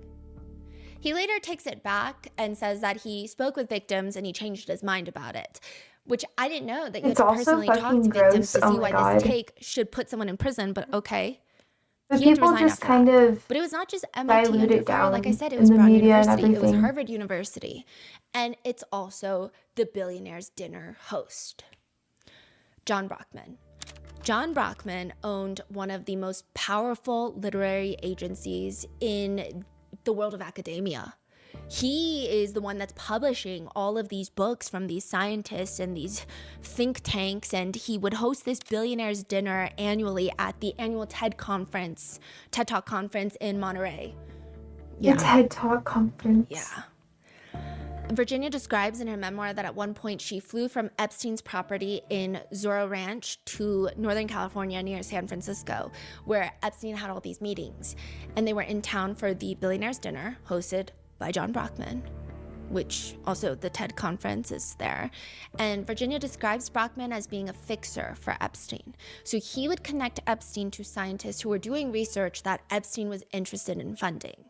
And again, a lot of people are like, okay, this is where a lot of conspiracies come in. Some people are saying, hey, he was a narcissist. He was this kid from Brooklyn who was obsessed with the ultra elite. He wanted to be the smartest guy in the room. So he surrounds himself with all of these scientists so that he could present himself as one of them.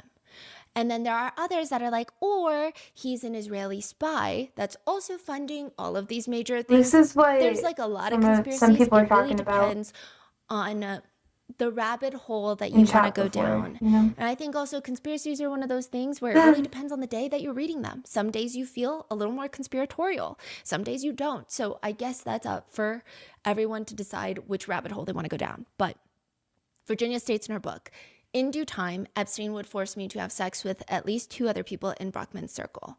This does not implicate John Brockman directly. He might truly have no idea what Epstein was doing, but he's also connected to Marvin Minsky, Steven Pinker. I mean, they are all academics, so that could be why. I also think that it's important to mention with the Trump situation he's been pretty quiet. that this is just one girl's account, and there were hundreds. But, I think it was about again, 100 some, this is not maybe a to couple say hundred that women he's that definitively Epstein trafficked connected to any wrongdoing like this at all. throughout It's a the name entire that comes his up. entire career. But one of the most terrifying people listed in So this is Virginia's just book like is a former prime minister of a nation. 1%, maybe like In Virginia's 5 at deposition, she was most. asked, if you're the confused by a story. question, you need to let me know so I can clarify the question, okay? Okay. For example, if I asked you the question, were you Sorry? sexually trafficked to a foreign president? I've been Do talking you a lot understand what that today, question too. means? Yes. What does it mean? Was I lent out for the purposes of sex to a foreign president? All right, what is the answer to that question? Yes. Virginia describes this man in legal documents as, quote, a well-known prime minister. She says, this was the most violent man that she has ever witnessed. Quote, he wanted violence. She describes how he would choke her until she loses consciousness, only to bring her back and do it all over again. It's like he took pleasure in her fear for her life, in her begging for her life. She says, horrifically, the prime minister laughed when he hurt me and got more aroused when I begged him to stop. I emerged from the cabana bleeding from my mouth and down there. She says for days it hurt to breathe and to swallow. And this She is said it was less the most graphic than she terrifying was talking experience about of earlier her life too. that she got Which on is her knees insane. afterwards and begged Epstein to promise her to never send her back to the prime minister ever Siren, again. I know. She doesn't know if Epstein owed this man or was in fear for this man or what, but instead of promising to never traumatize her like that ever again, he just coldly says, yeah, you'll get that sometimes, referring to the violence of the prime minister. Virginia writes, Epstein cared only about Epstein. She says the prime You were minister's so assault was fucking so bad that, quote, desensitized to at it. that point, I hit bottom. I now knew I wouldn't survive. I saw only two possible options. Either someone Epstein trafficked me to would kill me, or I would self-exile. I know, Siren. She details the second Like, time think about that how she many sent women to that you did this to. service the prime minister And all the on other Epstein's higher private ups jet. that She says she was in fear for her life, but this maybe girl it's the lack of privacy didn't on a see. private jet. Thankfully, he did not enact But other physical girls violence in the did. form of choking and causing her to bleed all over like the first assault, but this was just a regular assault.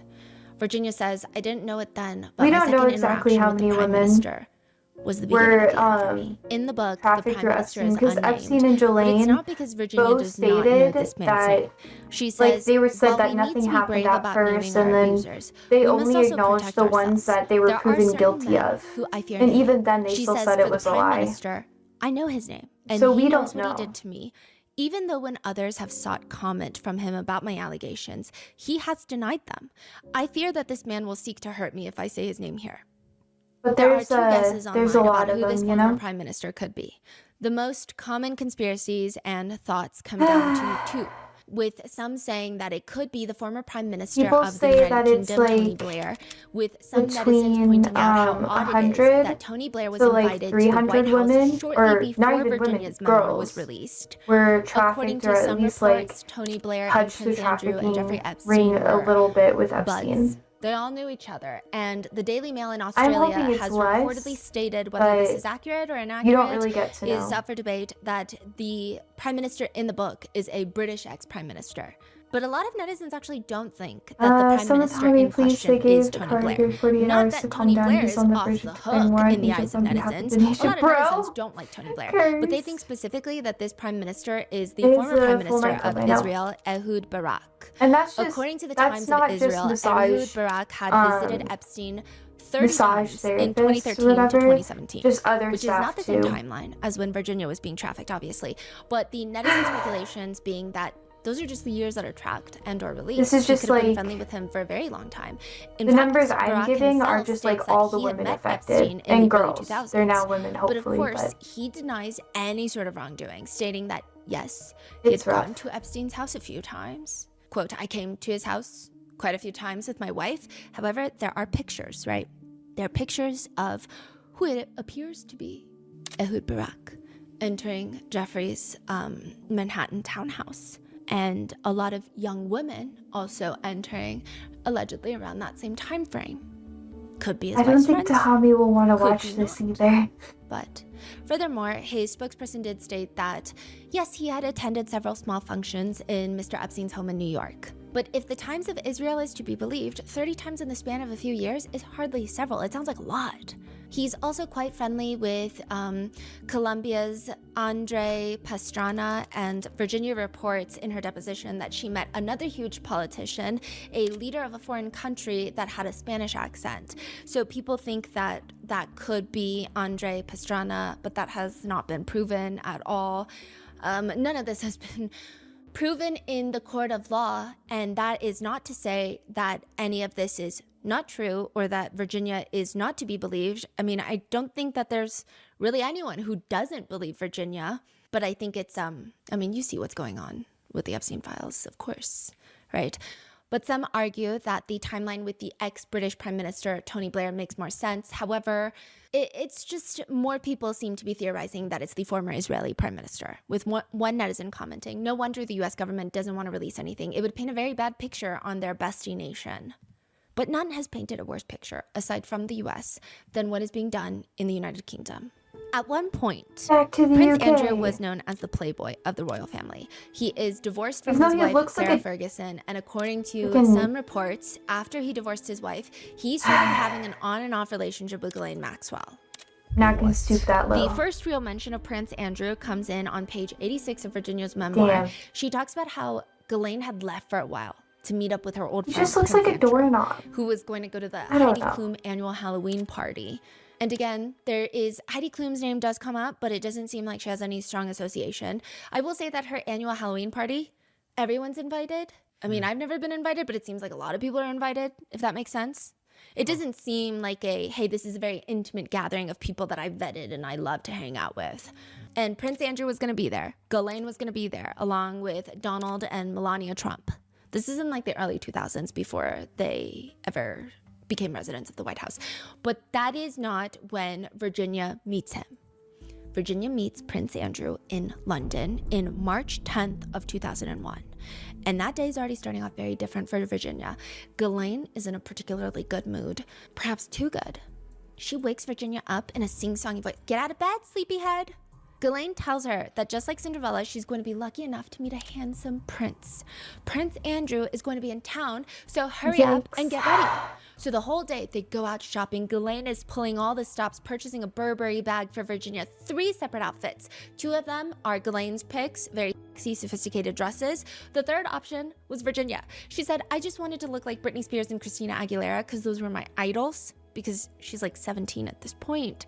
And she chose a crop t-shirt and a sparkly jeans. She begs Ghislaine to wear that outfit.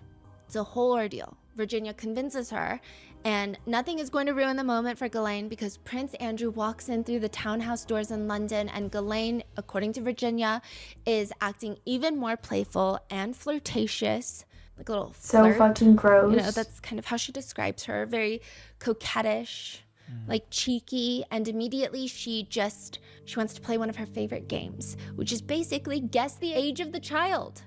Guess Virginia's age, come on. Which is so Prince fucking Andrew, disgusting. according to Virginia, guesses correctly, 17 years old. Everyone's impressed, and a sick response, Prince Andrew allegedly tells Virginia it's because his daughters are just a little younger, so he's really good at guessing ages. Ghislaine, however, has another joke. I guess we'll have to trade her in soon. Wow. That night, Virginia follows Epstein and Ghislaine's lead, calling Prince Andrew Andy. And then Virginia has this moment where she realizes that as weird as all of this is Prince Andrew. She writes in her book, I suddenly thought of something. I fucking hate My it. mom would never forgive me if I met someone as famous as Prince Andrew and didn't pose for a picture. She grabs her disposable camera. Epstein takes the photo for her. It's the prince with his arm around her waist and Ghislaine behind them. And a lot of people say she smiles like a Cheshire cat.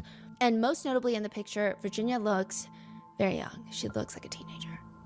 This photo would go on to haunt the royal family for decades, and it probably will until the end of time. I don't understand how people are like sexually attracted to children. Yeah. That decision changed everything. Because even with that photo, Prince Andrew said, I don't remember taking that photo, so that photo could be fake for all I know. Oh, she looks like one of my swimmers. This photo, I don't know what he would have said. I don't know what kind of things he would have tried to do. Mm-hmm. After small talk, they decide fucking nasty. Epstein, Ghislaine, and Virginia are going to get in one car. Prince Andrew and his security detail are going to get in another car. They're going to go out to eat at a restaurant and immediately go to a London nightclub called Tramp. Virginia remembers the prince getting her a cocktail and dancing, and he's just so sweaty on the dance floor. Which, side note, this is not unbelievable information. A lot of reporters and journalists and a lot of tabloids that have followed Prince Andrew through the years, because he was he's just always been a very problematic royal. He's always been a very big partier, a club goer. A lot of people say that he like really gets in on the dance floor, like he just be dancing on the dance floor. So this is kind of what you're talking about, Darius. Unbelievable. We can never imagine a royal would do this. He did that a lot. Then as they head back to Ghislaine's townhouse, because Prince Andrew is in a separate car, Virginia states that Ghislaine tells her, when we get home, you are to do for him what you do for Jeffrey. Virginia writes in her book, again, her sections on Prince Andrew are very detailed and thorough. This is just a brief synopsis, but she says, back at the house, Maxwell and Epstein said goodnight, headed upstairs, signaling it was time that I take care of the prince.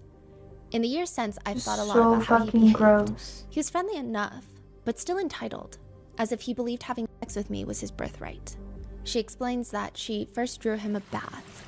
He gets in the tub, but he seems pretty eager to get to the bedroom, so that was quick, and he starts licking Virginia's feet, caressing her toes, and she says it was a first for me.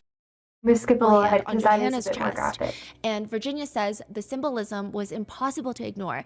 Johanna and I were Ghislaine and Epstein's puppets, and they were pulling the strings, and later they sent me to a bedroom where I had sex with the prince for a second time. The third time that she's with Prince Andrew, she doesn't recall the exact date, but she says that it was on Epstein's island, and it was an orgy. Virginia says, I was around 18. Epstein, Andy, and approximately 8 other young girls, and I had sex together. The other girls all seemed and appeared to be under the age of 18 and didn't really speak English.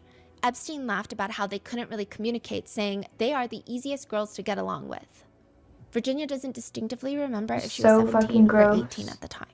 During Virginia's deposition, she's asked by Ghislaine Maxwell's attorney, to whom did Ghislaine Maxwell actually traffic you? You have to understand that Jeffrey and Ghislaine are joined by hip, okay? So they both trafficked me. Ghislaine brought me in for the purpose of being trafficked. Jeffrey was just as part of it as she was. She was just as part of it as he was. They trafficked me to many people, and to be honest, there's people I could name, and then there's people that are just a blur. There was so much happening. Okay, please name a person that Ghislaine Maxwell directed you to go have sex with. Prince Andrew. Later, Prince Andrew goes to state to the BBC in 2019, I don't remember meeting her at all. I don't remember that photograph ever being taken. You can't prove whether or not that photograph is faked or not. I don't recollect that photograph ever being taken. Epstein, later, in a third-party email, he's not talking to the prince, he's talking to a third party. No longer a fucking yes, prince. Virginia was on my plane, and yes, she had her picture taken with Andrew, as many of my employees have. Further cementing the thought that nobody had, that the photo is doctored. It's not doctored. He also states to the BBC, Prince Andrew does, that it couldn't have been him. Because first of all, he can't sweat. It was almost impossible for me to sweat. What do you mean it can't be him? What cannot be him? Literally everybody yes, sweats. He had, when he was in a war, like he was in the military, he had so much adrenaline rushing through him that he could not, he developed a condition where he could not perspirate, he could not sweat, which his medical records do show that he did have that condition, but it's very temporary.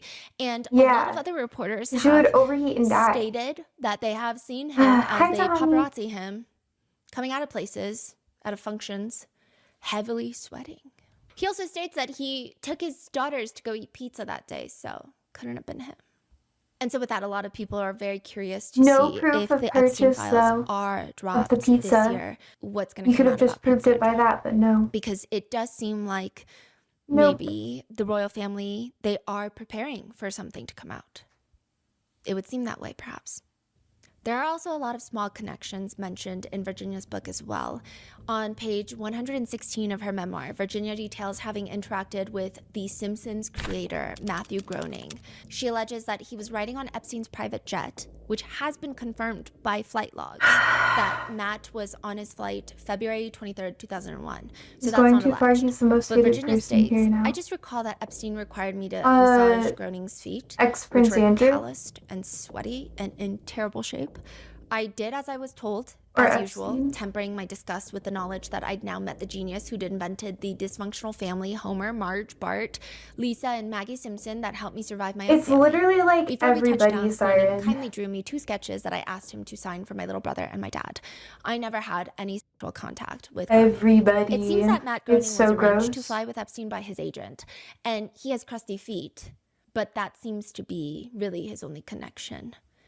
It doesn't seem not like every elite person is like this, but it's really common. As of right now. Are you talking about Carter? So it doesn't seem like he's a reoccurring person in the world. I was like, damn. Epstein.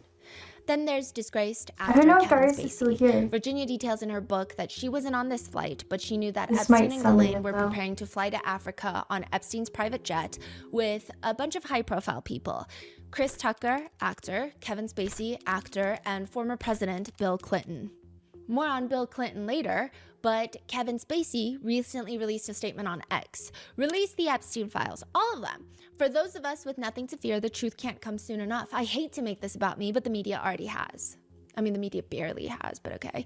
However, I will note that he has not been accused of wrongdoing in direct connection with Epstein. But also, I believe that he's gay, so I don't think that he's... I don't know. I don't think that Epstein has had any... Okay, so Kevin Spacey was accused by many male actors in the industry that he had harmed them when they were children. He has been acquitted. And there's just a lot of... Kevin Spacey is a whole rabbit hole of its own, so I'm not really going to touch that. But Spacey states that he traveled with Epstein and President Clinton and Chris Tucker to Africa for Clinton's advocacy tour, which... could make sense. Chris Tucker also states that he like went to a trip to Africa for this advocacy tour, because like when a former president calls you to come for an advocacy tour, you just kind of go, right? You don't really, and it does seem that Chris Tucker is not really immersed in the Epstein world in any way. So a lot of people don't necessarily associate him with Epstein in that context. A surprising name to come up in the book, however, is well-known actor George Clooney. Virginia states that Ghislaine would brag about. He gives me the creeps. I'm sorry. Enjoyed repeating that once at some random event, she'd taken the actor George Clooney into a bathroom and given him a blowjob. Whether it was true or not, we would never know, is what Virginia writes. Wait, Clem. Yeah, Maxwell said that she went down on Clooney, and one netizen, and I'm not laughing because I think that this is funny, but I'm laughing because one netizen comments, I call bullshit. Not because I have sympathy for Clooney. I actually think he's a shit actor. This is the netizen comment. But because it doesn't pass the smell test. Why would a guy, I don't agree with the sentiment, but the comment goes, why would a guy who can have anyone in Hollywood except a BJ from a woman with a face like a Doberman suffering from a hair lip? This is just an obvious lie that defies sanity. And while I don't agree with that kind of thought process, I do agree that she does look like a Doberman sometimes. However, one name that Maxwell would hope she would go down on the most wanted old man on earth. In her deposition, Virginia states that she was forced to service Ghislaine in the south of France before Naomi Campbell's 35th birthday party. She says, we were going to Naomi Campbell's birthday party. It wasn't at the birthday party. This is interesting. Which Ghislaine Maxwell's attorney, who is deposing Virginia, is like, it's everywhere.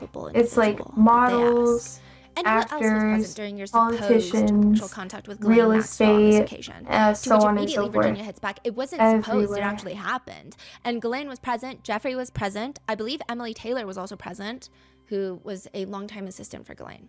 They go to Naomi Campbell's birthday party. God. There is a picture that went viral of Virginia Giuffre at this party, surrounded by wealthy attendees. And the implication being, really? Nobody could tell that Epstein and Ghislaine are flaunting around an underage child? And while nothing implicates Naomi Campbell of any wrongdoing in this specific case, I believe that everybody she has her own criminal back and forth. She was like accused of assaulting an employee multiple times, like physically. There was a lot. Okay, Naomi Campbell, I will say, is a legend in her own right, and she is undeniably beautiful and has set her own path in the modeling world. And she is innocent in the eyes of the law in this association, but her name constantly coming up with Jeffrey Epstein, it's so Ghislaine normalized. Maxwell, and Sean Combs. Like, it's literally just so normalized. And like, a lot of people very wary about her. Get involved in July 2009, modeling Epstein when is they're just like little teeny boppers, little girls. Months. So this is a like, huge part of people why get signed people into want files agencies released. anywhere between the age of like an investigation 13 and like well, 16. actually, it's opened far before that.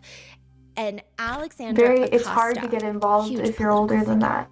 He basically gives Epstein the world's most insane plea deal, where he will then serve 13 months for 2 state charges of procuring a child for sex work and literally only 13 months. I'm here to say we did what we did because we wanted to see Epstein go to jail.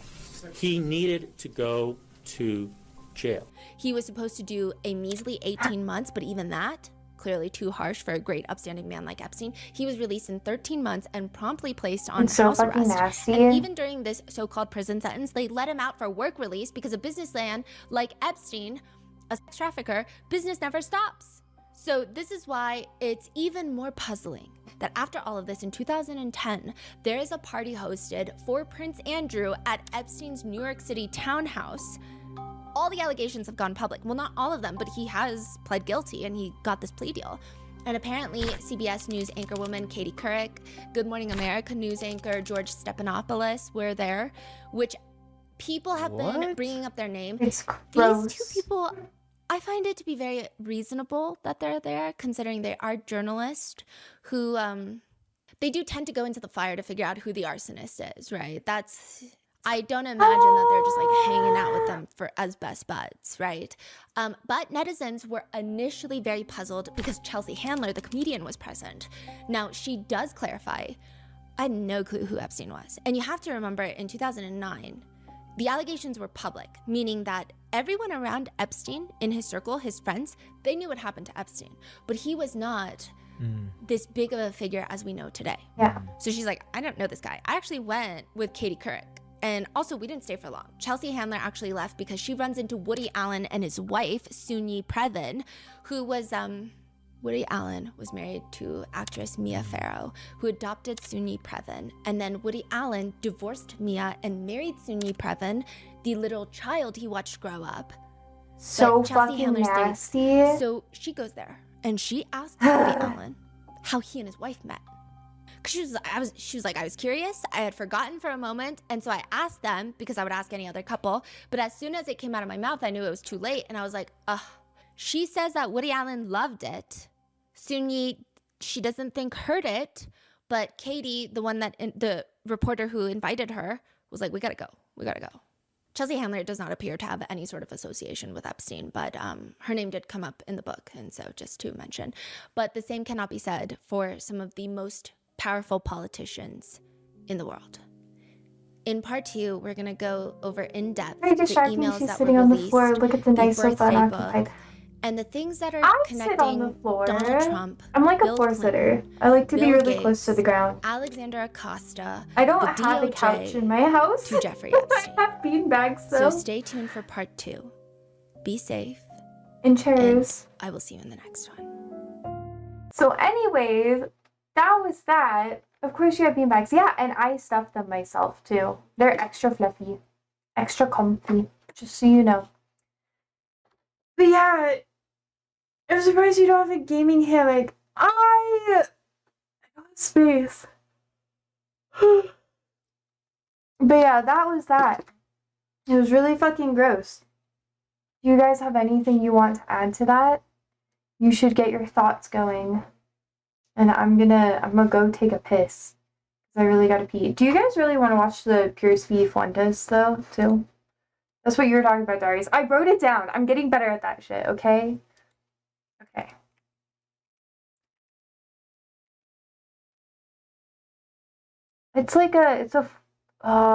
It's 2 hours, bro. The fuck? I don't think we can watch the whole thing. Try not to hate men here. I know. I know. Believe me.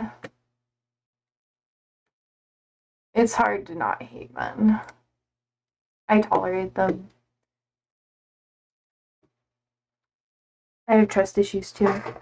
I want to thank you for the pre-shining sleeper, bro. Darius, shut the fuck up.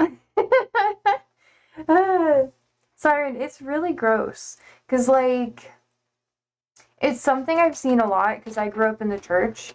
And obviously, like, I'm not going to dive into, like, a lot of my personal experiences and stuff because it's just going to make me, like, really sad and really upset. But I have I've only seen an instance where a child being exploited sexually was actually taken seriously. Like, in my entire life. I have not seen, and I grew up like pastor's kid. I saw that shit all the time.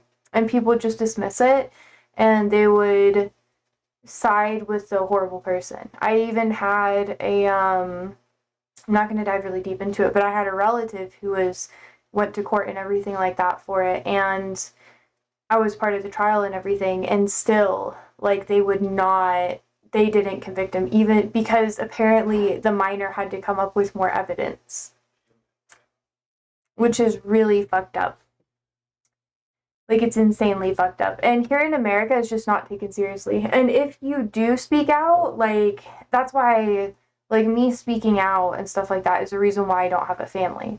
Like, me speaking out against the church and what happened, and me speaking out against, like, my relative who did the horrible stuff, like, that's why I don't have a family.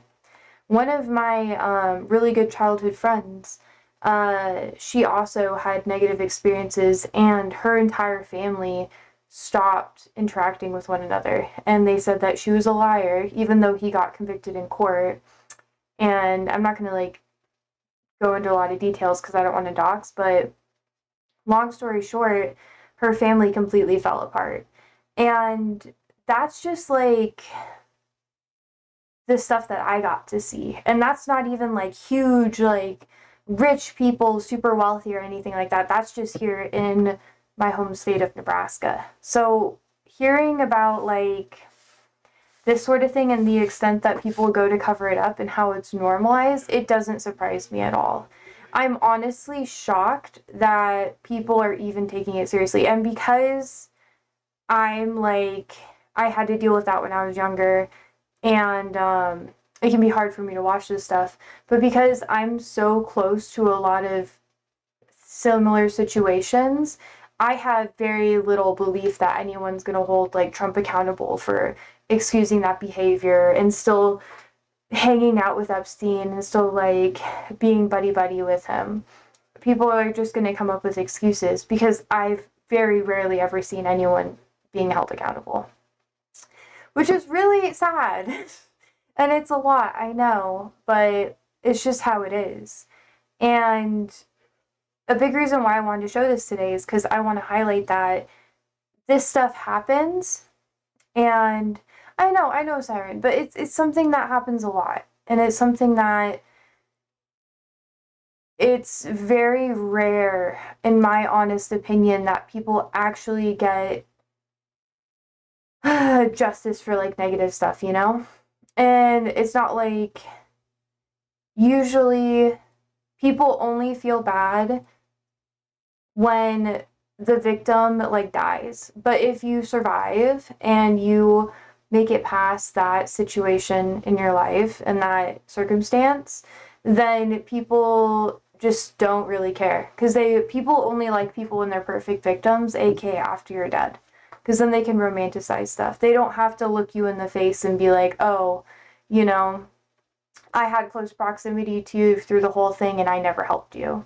Or like, oh, you know, I know someone like you. Like, people don't like to see someone who has been a victim to situations like that for a lot of different reasons. And that's usually the main one.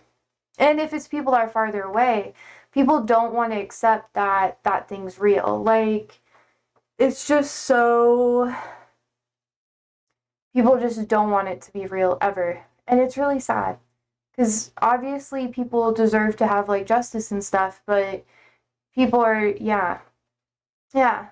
It scares me too. But it's just how it is. And it's hard because a lot of victims, they're usually really isolated, because if you tell people about it, they get weird with you because they don't understand how you made it through it, or they don't believe you because they don't want to believe that someone so normal could have been through something like that, which is, that's just how that shit goes. So that's why her story right now is a really big controversial situation, because people don't want to accept that that actually happened to her. They're like, oh, well, she had children, she like moved on and stuff. And nobody who went through that could live a normal life. AKA, they're projecting and they think that if they went through that, they would have offed themselves or something like that, which, I don't know. I think a lot of people, I'm not going to dive like insanely deep into all this, but I have lots of thoughts because I've thought about this a lot. I think, and what I've seen personally, is that a lot of people have this romanticized view of life, and they think that everyone around them has good intentions, or that no one around them could be capable of horrible things. So because of that, they kind of filter out all of the red flags of the people around them, and it sucks. Because then, you know, or they are just like, oh, well, the person who is a victim, they're just crazy, or they believe the lies because they don't want someone that they look up to or someone they're in proximity with to be a bad thing, a bad person, or have done a bad thing, because then they look bad for being around that. It's a whole thing, and it's really sad. This is the most descriptive out of any of the videos, but I did want to show it because I feel like there's been a lot of discussions about like Epstein here on the channel, and her story is the one that most people reference and most people talk about. Other victims haven't had the opportunity to write a book or anything as detailed as she did before she passed away. So yeah, you know, now that she passed away, just like I said before, she's the perfect victim. She doesn't exist anymore, so now everyone can rewrite her story for her. And then now what happened to her is important and relevant because she's no longer here to be that face for it. It's just like, oh, she's gone. It's fucked up. It's so sad. And that's why people always believe it. Even if people, like, whistleblowers and stuff, like, I guess anybody's a whistleblower if you go against someone who's liked, you know? But it's sad. It's very sad.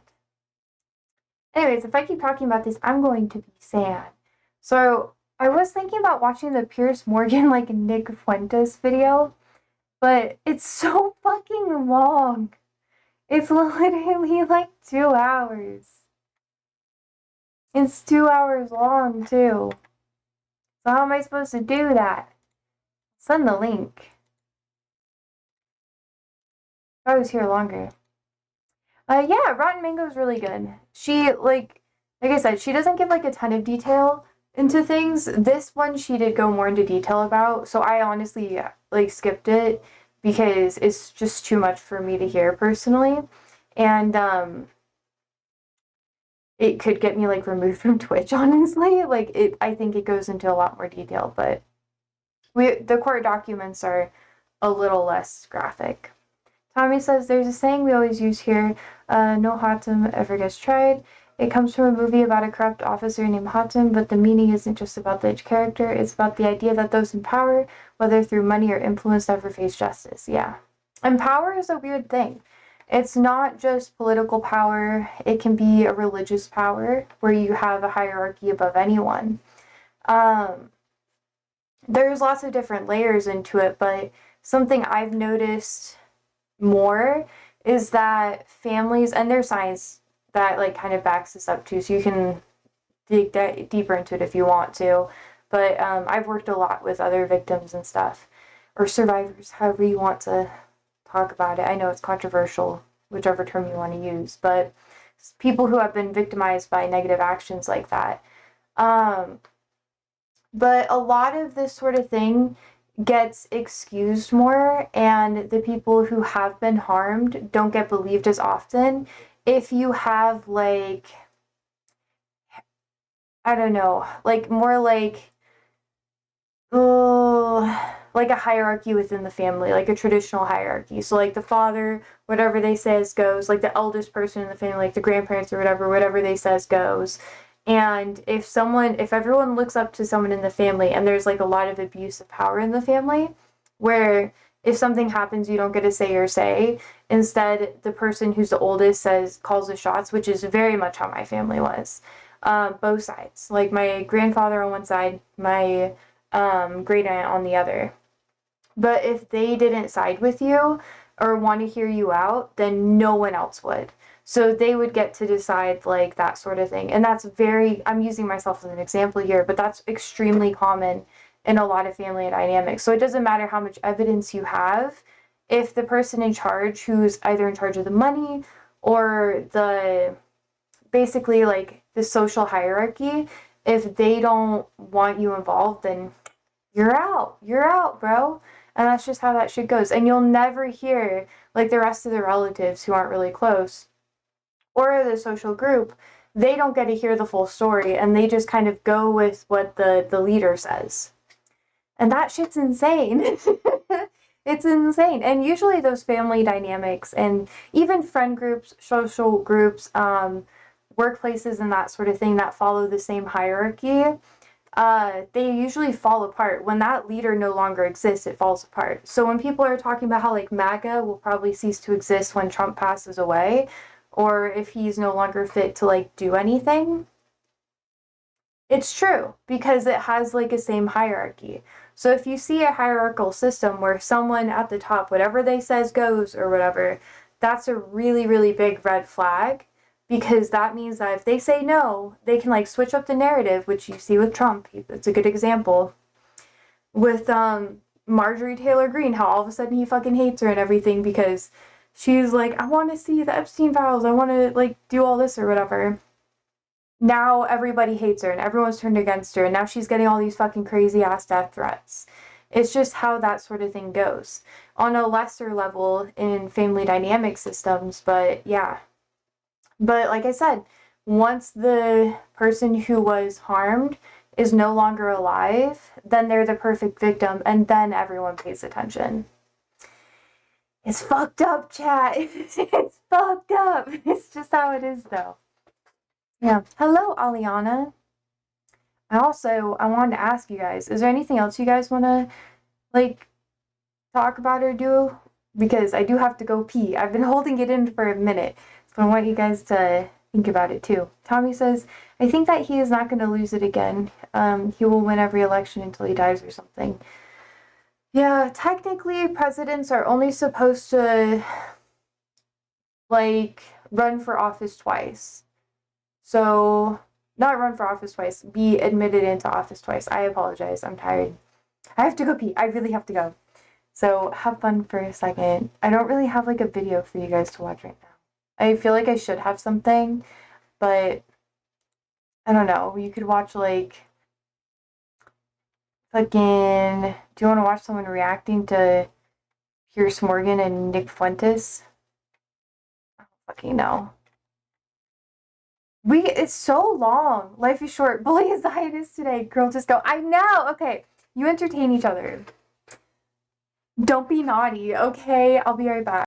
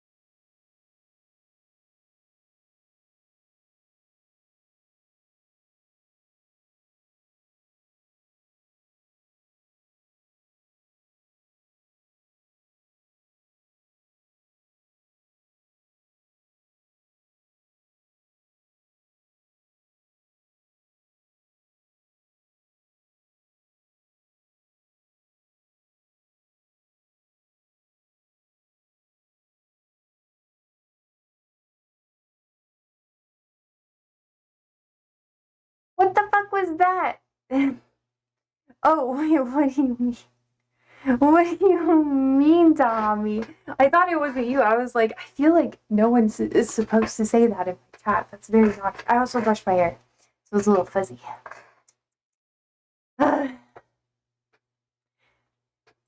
I don't think it's just a pee. What do you mean? I brushed my hair. I didn't piss on my hair, though. No siree. Put more lotion on, though. I already did, honestly, but... What do you mean you don't think it's just a pee? What do you think I did? It was a quick pee. I have to, like, wash my hands. Close the door. Come back. You know, some streamers like pee so fucking fast, and I guarantee you, I bet there's like some fucking streamers who like piss while they're streaming and they just don't. You took more time than usual? Oh no! Well, okay, to be fair, I did go and ask Andrew what time we had to leave because we have some stuff we gotta do tonight. Oh, I have to do my work stuff. I was like, are you ready to go soon? And he was like, yeah, maybe. Well, technically we don't have to go anywhere, but like, you know, I need his help. It's a two-man job. Makes it sound like I'm yeah, some excuses, I can see that. What the fuck? What is this all about? Okay. We went through the Epstein stuff. There's another video that's way less graphic that we're gonna be watching on Thursday. I wanted to dive into the Nick Fuentes thing today, but that shit is like so long. 2 hours. I've seen a couple clips of him just being cursed as hell though. Where he like excuses racism and that sort of thing because he's fucking crazy. It's literally 2 hours. I'll post it again. If I stream for hours, we would definitely cover more stuff like that, just so you guys know. I just straight up don't have the time. It's like literally insane. How long ago was it?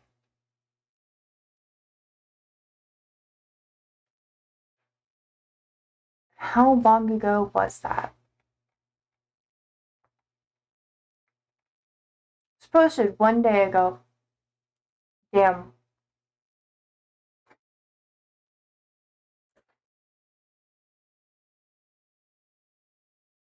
I'm always like torn on whether or not I should cover that sort of thing because for the longest time I really didn't believe that people actually genuinely believe that shit. It's like a whole movie for Marvel. I know. We spent 2 hours today on Rotten Mango too. Ish. There's only so much time. I have like 2-hour streams normally. We can play Hollow Knight for 15 minutes. And then I have to go. I don't know.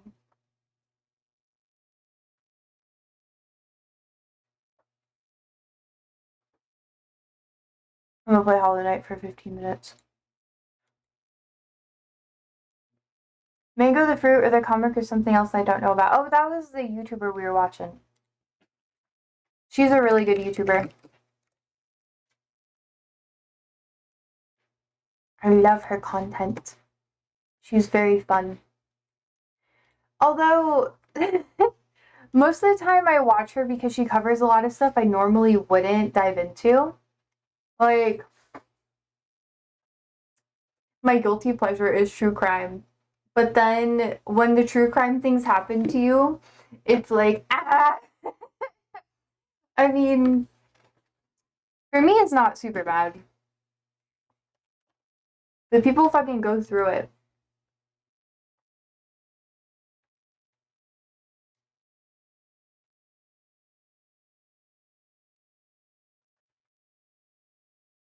And I always feel super bad for them.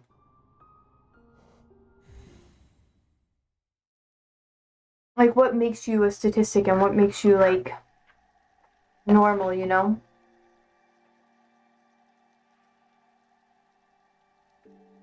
But yeah, she posts about that stuff all the time. I think, most of the time she does, like, just anything true crime related, so people, getting murdered and that sort of thing.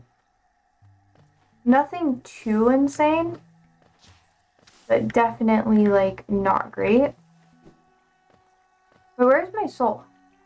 Oh my god, I'm really far away. Okay. Oh, I got my information about Epstein files and even the P. Diddy case from a funny YouTuber. He makes it in a funny way. Wait, who is it?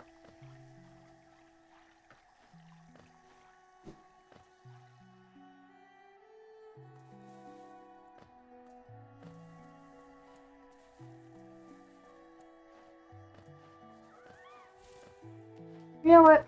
I should get this guy.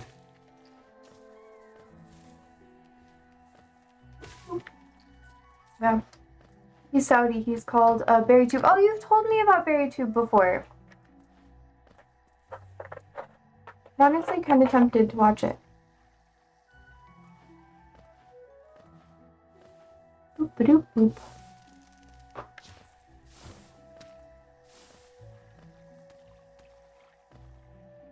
Hmm.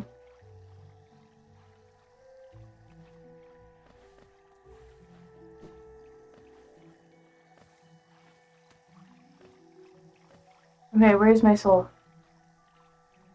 He calls Diddy the oil demon. The oily demon, bro. I'm not even surprised, honestly.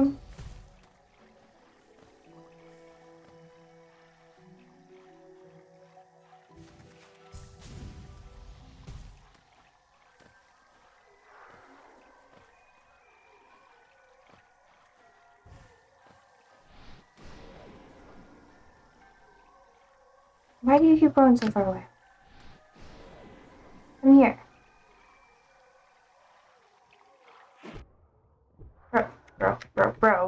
Bro. Jesus. It hurt more than I wanted it to.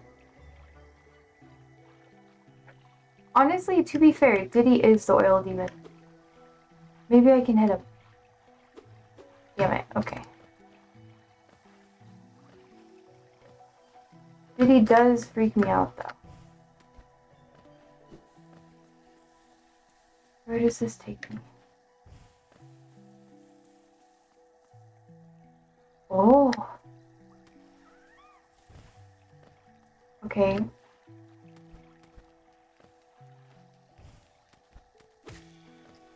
Okay, healing. I wasn't that surprised by Diddy, though. I knew that he's not a good person. I was like, damn, why do you think he was a good person? But I just knew, like, yeah, it's kind of easy to get bad vibes from people like that.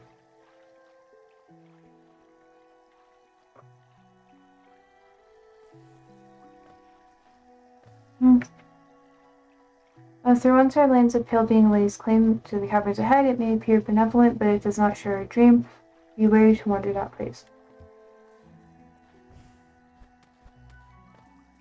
How do I get up there?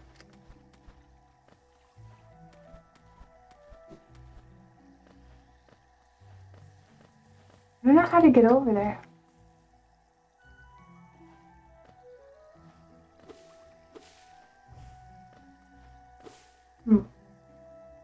Yeah, Diddy kind of freaks me out. I know Eminem talked about him quite a bit too.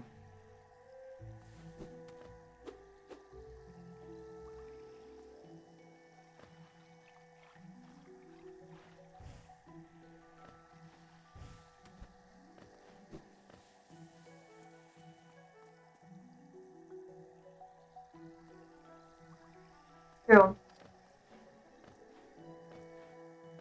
And maybe all the theories about him killing Tupac and Biggie helped with putting the idea about him in my mind. Yeah. Honestly, I wouldn't be surprised if he did do something like that. Mainly because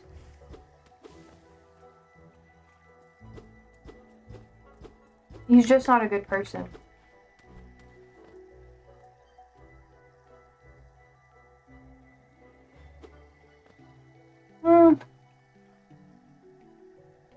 I don't know how to, like, shoot up. How am I supposed to get over there?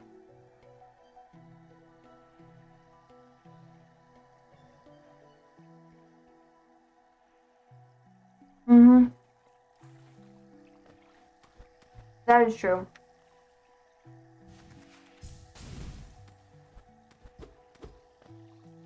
Yeah. I don't know how I'm supposed to, like...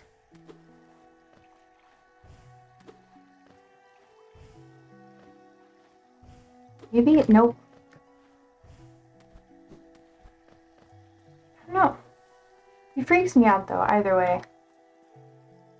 I've always been really freaked out by him.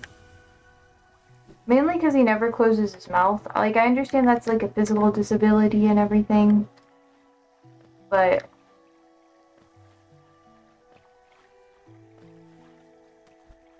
I don't like it.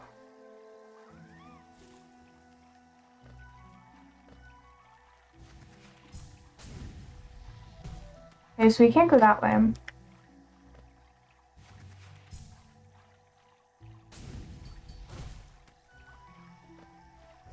Where the heck did we go? There's something over here that I'm missing? Sorry, I'm just double checking all my bases real quick.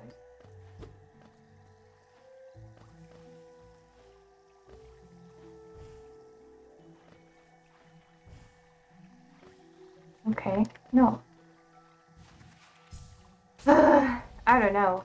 I try not to cover too much like true crime stuff here because I don't want to sensationalize it. Like I said before, it kind of gives me the ick.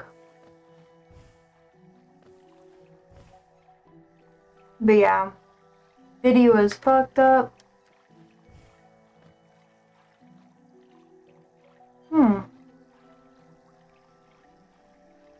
I think that's like almost this whole map. I guess now we have to go to Mantis Village and go to like that little section. Where do I go?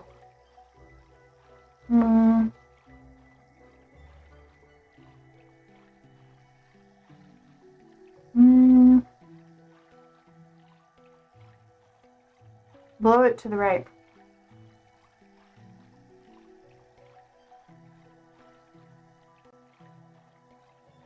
No, we had a story like that from a couple of months, but it was about children and killing people and selling their organs. Yeah. There's a big actress involved in it.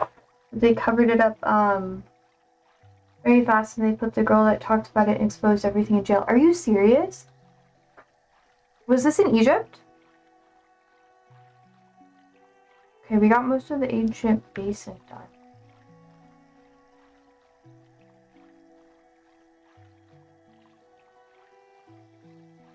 Obviously, there's more here.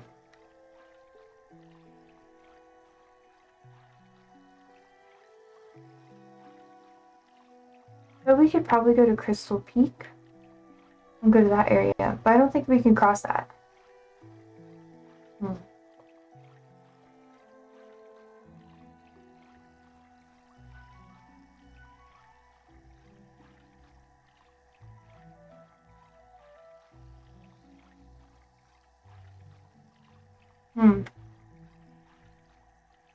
That was a very big deal. I'm not surprised. I'm surprised that we didn't really hear about it in the West, though.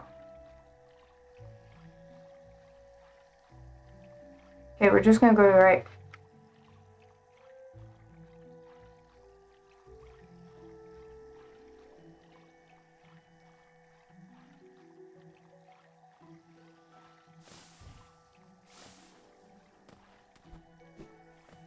Oh. That's all that is. Okay.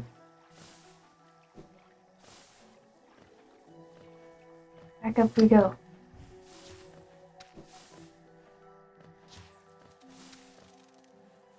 Down we go. No. I wish we heard more about that stuff. Okay, just keep going and then go down.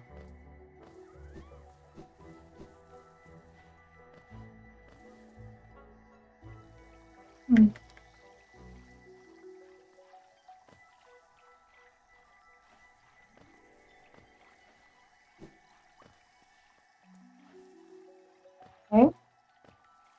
This is where we go.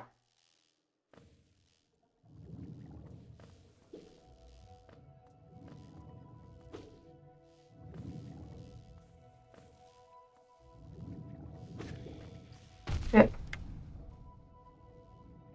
Rabbi gets me.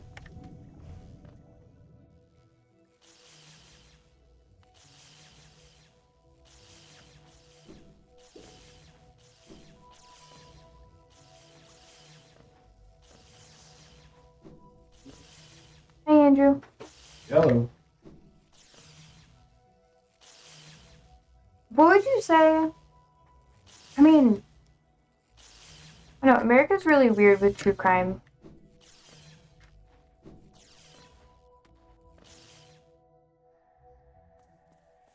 You don't really get to hear about it too much here. Oh, this is so cute. They covered it very fast and they made some usual things to make people stop talking about it. Like in Just One Night, No One Knows How.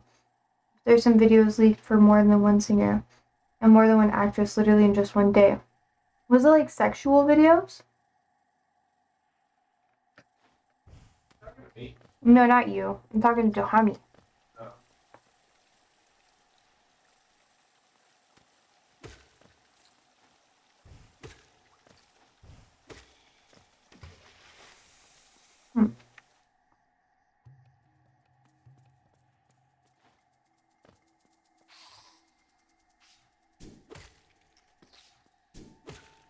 Okay.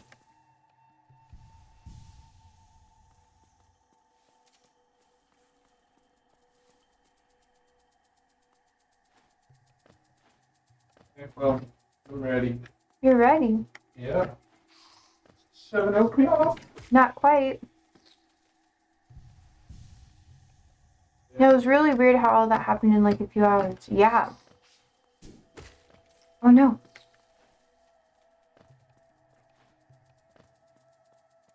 What's over here?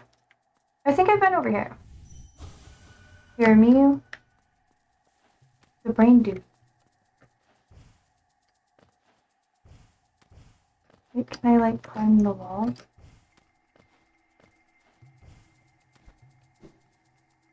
No, I have to go up.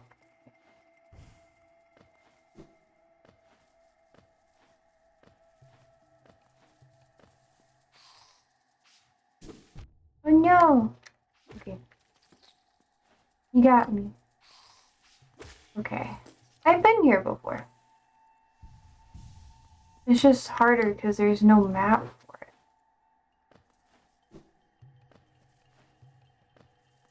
Nope. Is that it?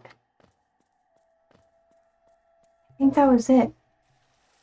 I'm almost done, guys. Oh shit. Nope. There's nothing I can get there. Oop. Okay, I'm healed now. We'll go in a couple minutes.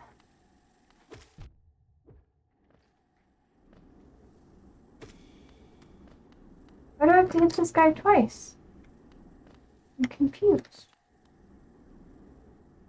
Oh, there's like a whole thing under here. Oh yeah, I can't pass through that. There's something I'm missing. I don't know what it is though. That's the way the government always uses to attract people from something like putting their attention on another thing. True. Damn, I have no map of this.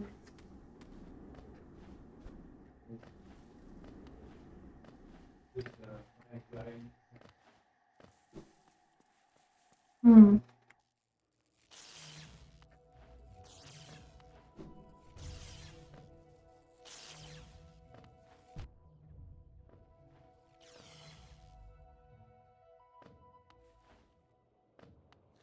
Okay. Oop. Oh, my soul. Oh, there's 3 of them. What did I get here? Lost. Just lost. Oh, that's so sad. Rough way to go, sir. Yup.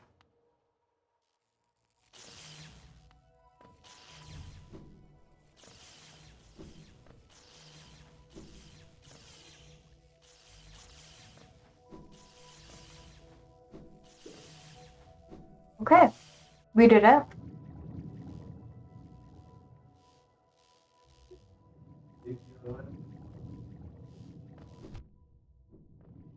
Yeah.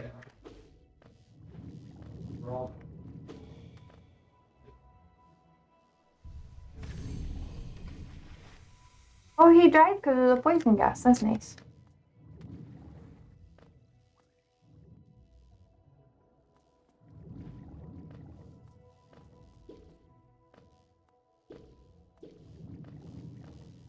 Now Andrew's on the phone. Ah! I did it again.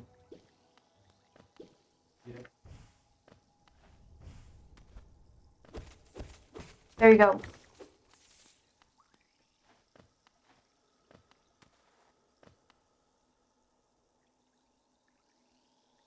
I know there's something past it, but I just can't prove it.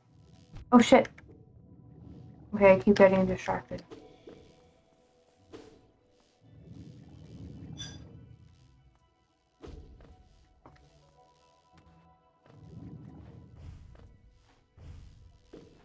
We have time because he's on the phone. Ooh. Okay. I thought he was talking to you. I was just gonna tell you that he's talking. Oh, Andrew? Yeah. He's talking to like his grandpa or something. I don't fucking know. I can't go that way.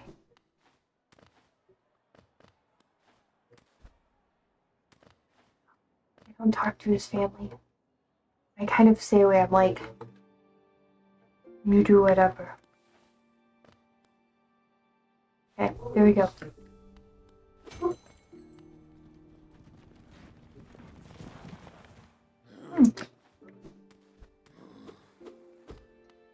Okay. We're gonna go back up here. We're gonna buy some more stuff. I got the point. Oh wait, no, I think I need to buy from the other lady, but that'll be okay. I don't think I have enough for that right now.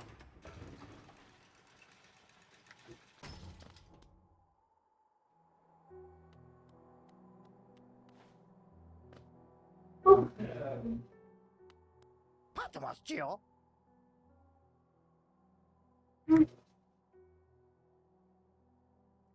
Let's see what I need more. No. No. Okay, we're gonna go for the ball first. Okay. This one. Yeah. See, look! Look! Yay! And then I have another soul dot. See? It goes all the way up there. I got 2 now. I'm very bad with talking to family members. I don't know why, but I always talk to them like they're strangers. Yeah, sometimes it'd be like that, you know? For me, I have like the whole like ADHD thing where if you're like really far away, I kind of forget. It's not that I forget you exist. I'm just really bad at communicating for an extended period of time. So like it's like a chore for me to message someone constantly, but sending them memes or whatever is okay. Talking on the phone, that's okay. But I'm very much like an in-person kind of gal. It's what I prefer. Seems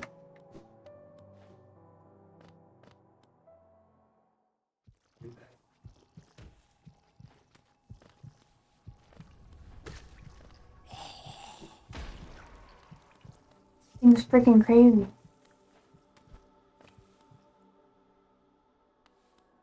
No. Is there anything I can do here yet?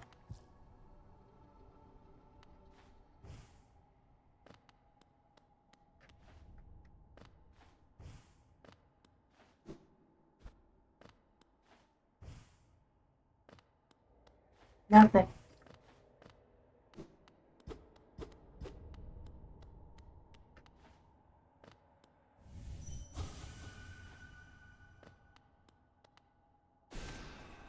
Still can't do anything to it. I'm just waiting. So you can't ask anyone how are you doing, but you can send them a meme ways. I don't know. It's like, it's not even like that. It's like, if you're not someone I talk to constantly, it's hard for me to stay in touch. So like, if you reach out to me, I'll be like, oh yeah, okay. But then I'll get distracted, and I'll forget to keep the conversation going.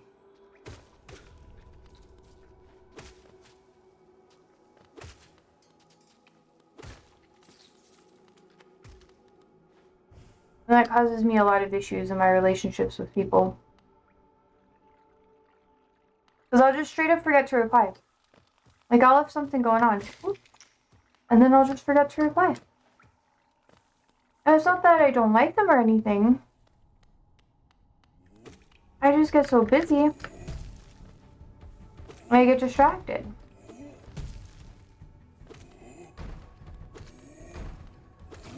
Oh, alright. Geo! And that's pretty much it. If I see something funny, I'll be like, oh, that reminds me of you. And it's like, it's hard to maintain friendships like that, too. But it's not that I mean to be bad. Like, I have to set alarms to talk to people. No, I've been joking.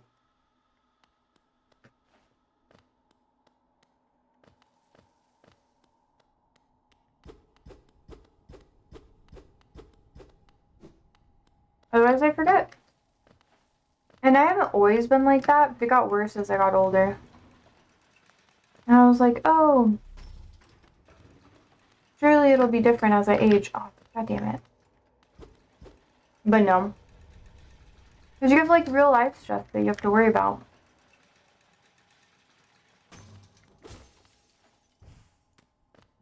That's hard.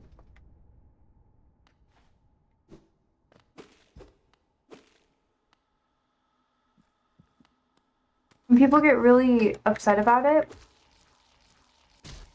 And they're not really accommodating to it because they get really sensitive. They're like, so you straight up just don't like me then? And I'm like, no. It's not that I don't like you. It's just, there's always so much going on and I get distracted. And then and then people get mad. And I'm like, I'm not trying to hurt your feelings. I'm just trying to, I don't know, live my life too. It's really hard not having like ADHD meds and stuff because they're bad for your heart and stuff, and I shouldn't do that.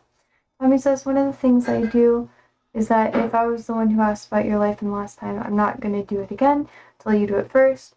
I don't know if that's a good thing or not, but it's something that I do always with people. We don't talk that much, yeah. It's hard for me to even get that like type of understanding from people. People are like, oh, you just don't care. And then they don't really acknowledge that, like, I do care. Yeah. I just miss it sometimes, you know? And then they're like, you're horrible. And I'm like, okay. Guess I'm horrible then. I think that's just my, people are just kind of like ableist, so.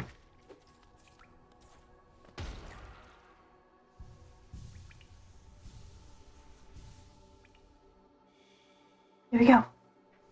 Yes, my reserves. Are you about ready to go, Andrew?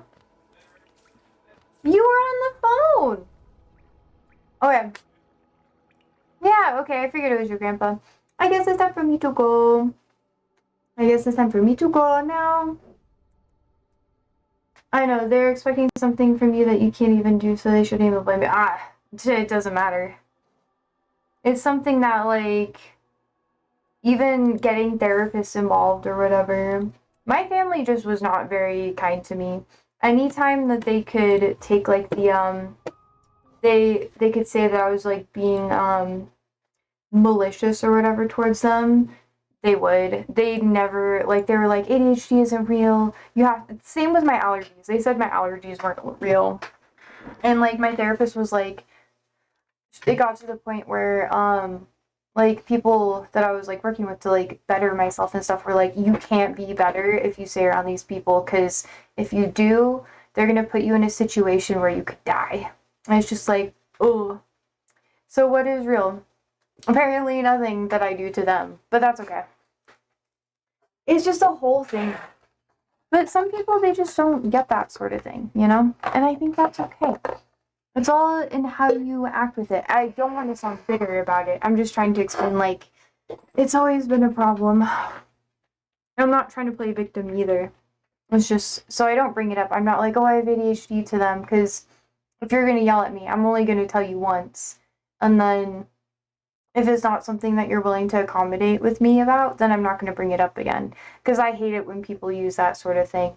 Like if you're like, hey, can you do this? Because if you have an expectation and someone can't meet your expectations constantly, whether that be for whatever reason, and you're not willing to lower your expectations or even accommodate, I don't know, then that's just how it is. I don't have to sit here and like constantly like beg for you to do it and be like, oh, well, I struggle with this, because if it mattered to them, they would have been like, okay, I can work with this.